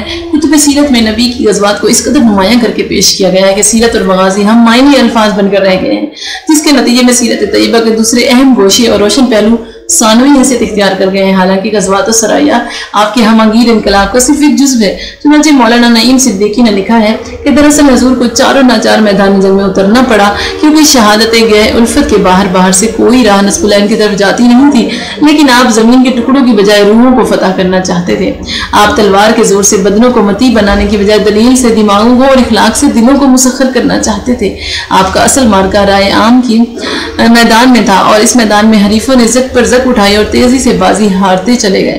جنگی کاروائی اس تصادم کا بہت چھوٹا جزو ہے جو حضور کو انقلاب دشمن سے پیش آیا۔ اسی حقیقت کو علامہ شبلی نعمانی نے اس طرح لکھا ہے کہ پیغمبر کو ناگزیر طور پر جنگی واقعات پیش آتے ہیں۔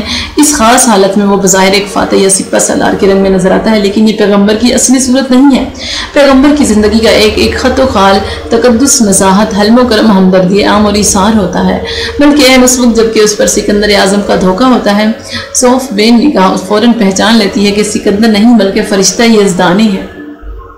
نبی کریم نے 13 برس تک مکہ میں دعوت و تبلیغ اور اصلاح کا کام کیا۔ اس دوران میں مشرکین قریش سے کوئی جنگ نہیں ہوئی، کیونکہ اللہ کی طرف سے آپ کو ابھی جنگ کرنے کی اجازت نہیں تھی۔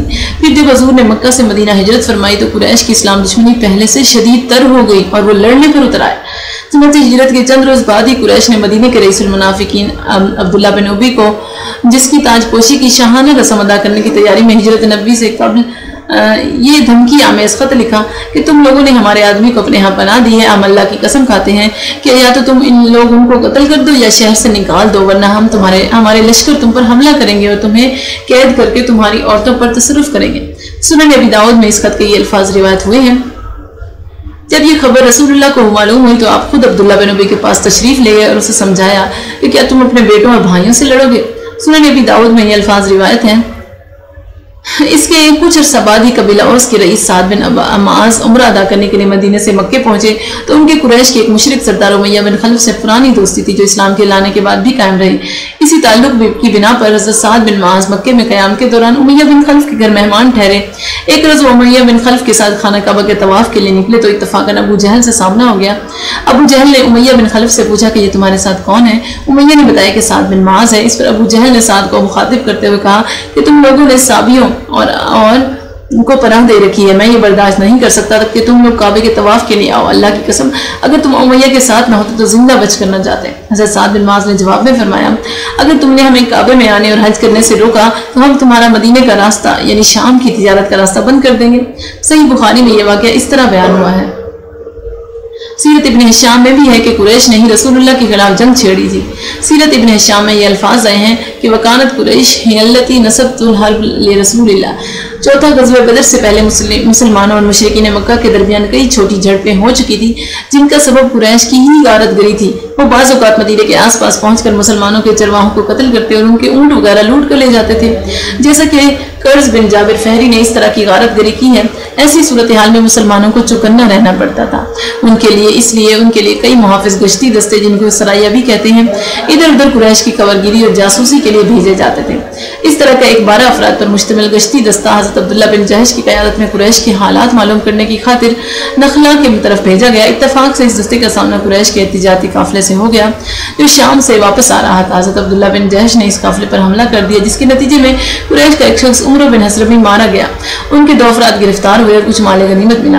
हज़रत अब्दुल्ला बिन जहश ने मदीने आकर हुज़ूर सल्लल्लाहु अलैहि वसल्लम से ये वाक़या बयान किया, तो आपने इस पर नापसंदीदगी के साथ इरशाद फरमाया कि मैंने तुम्हें लड़ने की इजाज़त नहीं दी थी, और आपने वो माल गनीमत भी कबूल न फरमाया। उमर बिन हज़रमी के कत्ल पर कुरैश मुश्तइल हो गए।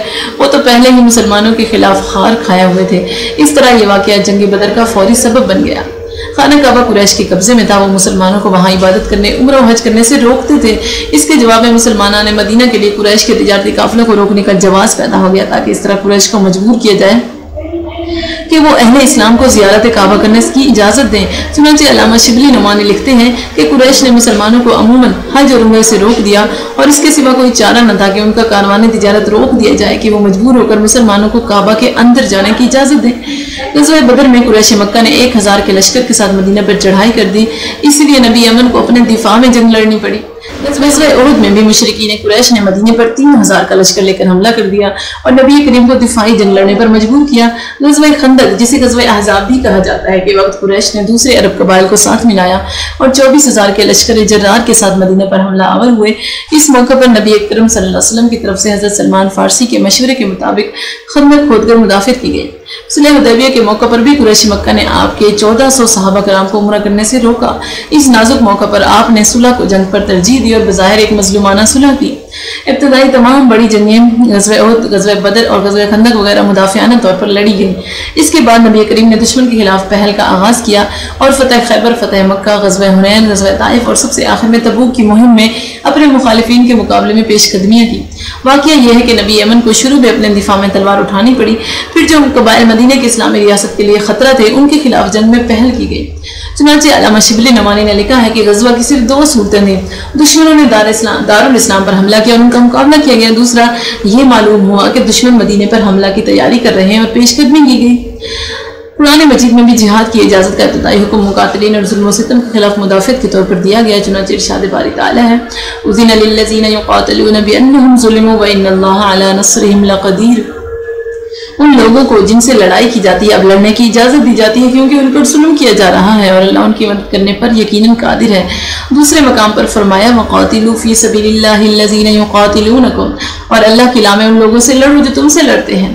बइस्ते नबी का असल मकसद दीन इस्लाम की तबलीग व इशाअत के जरिए इंसानी हिदायत और फलाह थी, और ये मकसद बगैर लड़ाई के भी मुमकिन था, बशर्ते कि मुखालिफिन जबर और ताकत की बजाय दलील से काम लेते। लेकिन जब मुखालिफों ने नबी अमन की पुरअमन तहरीक को ज़बरदस्ती रोकने और ताकत से मिटाने की कोशिश की, तो आपको भी मजबूरन तलवार उठानी पड़ी। फिर आपने हुक्म इलाही के मुताबिक उस वक्त तलवार नियाम में न रखी जब तक पूरे जज़ीरतुल अरब से फितना, फसाद, बदअमनी, गारतगिरी, जुल्म, सितम और कुफ्र, शिर्क का गलबा, इस्तेला खत्म नहीं हो गया। आपका जंग के मुतालिक ज़ाब्ता इखलाक ये था, आमतौर पर जंग में पहल नहीं करते थे। जंग में औरतों, बच्चों, बूढ़ों, बीमारों और इबादत गुजारों को कत्ल न किया जाए। सुनन अबी दाऊद में है, जो शख्स हथियार डाले या मैदान जंग से भाग जाए उसका ताक़ुब न किया जाए। दुश्मनों के जानवर और मवेशियों पर जुल्म न किया जाए। जंग के दौरान में सायेदार और फलदार दरख्तों को न काटा जाए। दुश्मन की फसलों को तबाह न किया जाए। किसी को आग में न जलाया जाए, क्योंकि आग का अजाब देना सिर्फ खालिक की कायनात का हक है।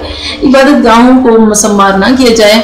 किसी रियासत के सफ़ीर को कत्ल ना किया जाए। चुनांचे जब मुस्लिमा कज़्ज़ाब का सफ़ीर हजूर के पास आया तो उसने निहायत गुस्ताखाना बातें की, तो आपने फरमाया, कासिद का कत्ल करना रुआ नहीं, वरना तो कत्ल कर दिया जाता। जख्मियों और कैदियों को कत्ल ना किया जाए। जंग में मारे जाने वालों की लाशों का मसला ना किया जाए। दूसरे अल्फाज में उनके कान, नाक, आंखें या दूसरे आज़ाद ना काटे जाए, गोए लाश का हुलिया ना बिगाड़ा जाए। फिर अगर वो दुश्मन तुमसे लड़ाई करे तो उनसे फरेब न करो, किसी का मसला न करो और किसी बच्चे को कत्ल ना करो। दुश्मन को तबाह बर्बाद करने के लिए जंग न की जाए बल्कि उसे इताअत कबूल करने पर मजबूर किया जाए। इस बारे में डॉक्टर हमीदुल्लाह लिखते हैं कि आपकी सियासत कुरैश को तबाह नाबूद करने पर नहीं बल्कि बिल्कुल महफूज रखकर बेबस और मगलूब कर देने पर मुश्तमिल थी। कैदियों से हुस्न सलूक। अहले अरब भी दूसरी कौमों की तरह जंगी कैदियों के साथ बहुत बुरा सलूक करते थे। सलेबी जंगों के दौरान यूरोप के ईसाइयों ने जिन मुसलमान मर्द और खवातीन को पकड़कर कैदी बना लिया वो उनसे जानवरों की तरह काम लेते थे। दौरे जदीद में नाम नेहाद महज़ब अमरीका और उसके इत्तेहादियों ने इराक की अबू गरीब जेल, अफगानिस्तान की शरगान जेल और गवांतानामो में मुसलमान कैदियों से जो सलूक किया है वो सफाकी और दरिंदगी की बदतरीन मिसाल है। लेकिन नबी अमन ने जंगी कैदियों के बारे में ताकीद फरमाई कि उनको किसी तरह की तकलीफ न पहुंचाई जाए। चुनांचे ग़ज़वे बदर के कुफ़ार कैदियों के मुतालिक आपने सहाबा कराम को हुक्म दिया कि उनको खाने पीने की तकलीफ ना दी जाए। हजूर की इस ताकीद का असर ये हुआ कि सहाबा कराम खुद खजूरें खाकर गुजारा करते मगर कैदियों को रोटी खिलाते थे। इसी तरह हजूर ने ग़ज़वा हुनैन के 6000 कैदियों को न सिर्फ रिहा किया बल्कि उनको 6000 कपड़ों के जोड़े भी अता किए। कैदियों में से हातिम ताई की बेटी को अपने एहतराम के साथ रखा, उसके लिए अपनी चादर मुबारक बिछाई और फरमा दिया कि जब तुम्हारे शहर का कोई शख्स आए तो मैं इसके साथ तुम्हें वापस भेज दूंगा। फिर कुछ दिनों के बाद उसके लिए ज़ादिरा तैयार करके उसे एक शख्स के हमरा यमन वापस भेज दिया।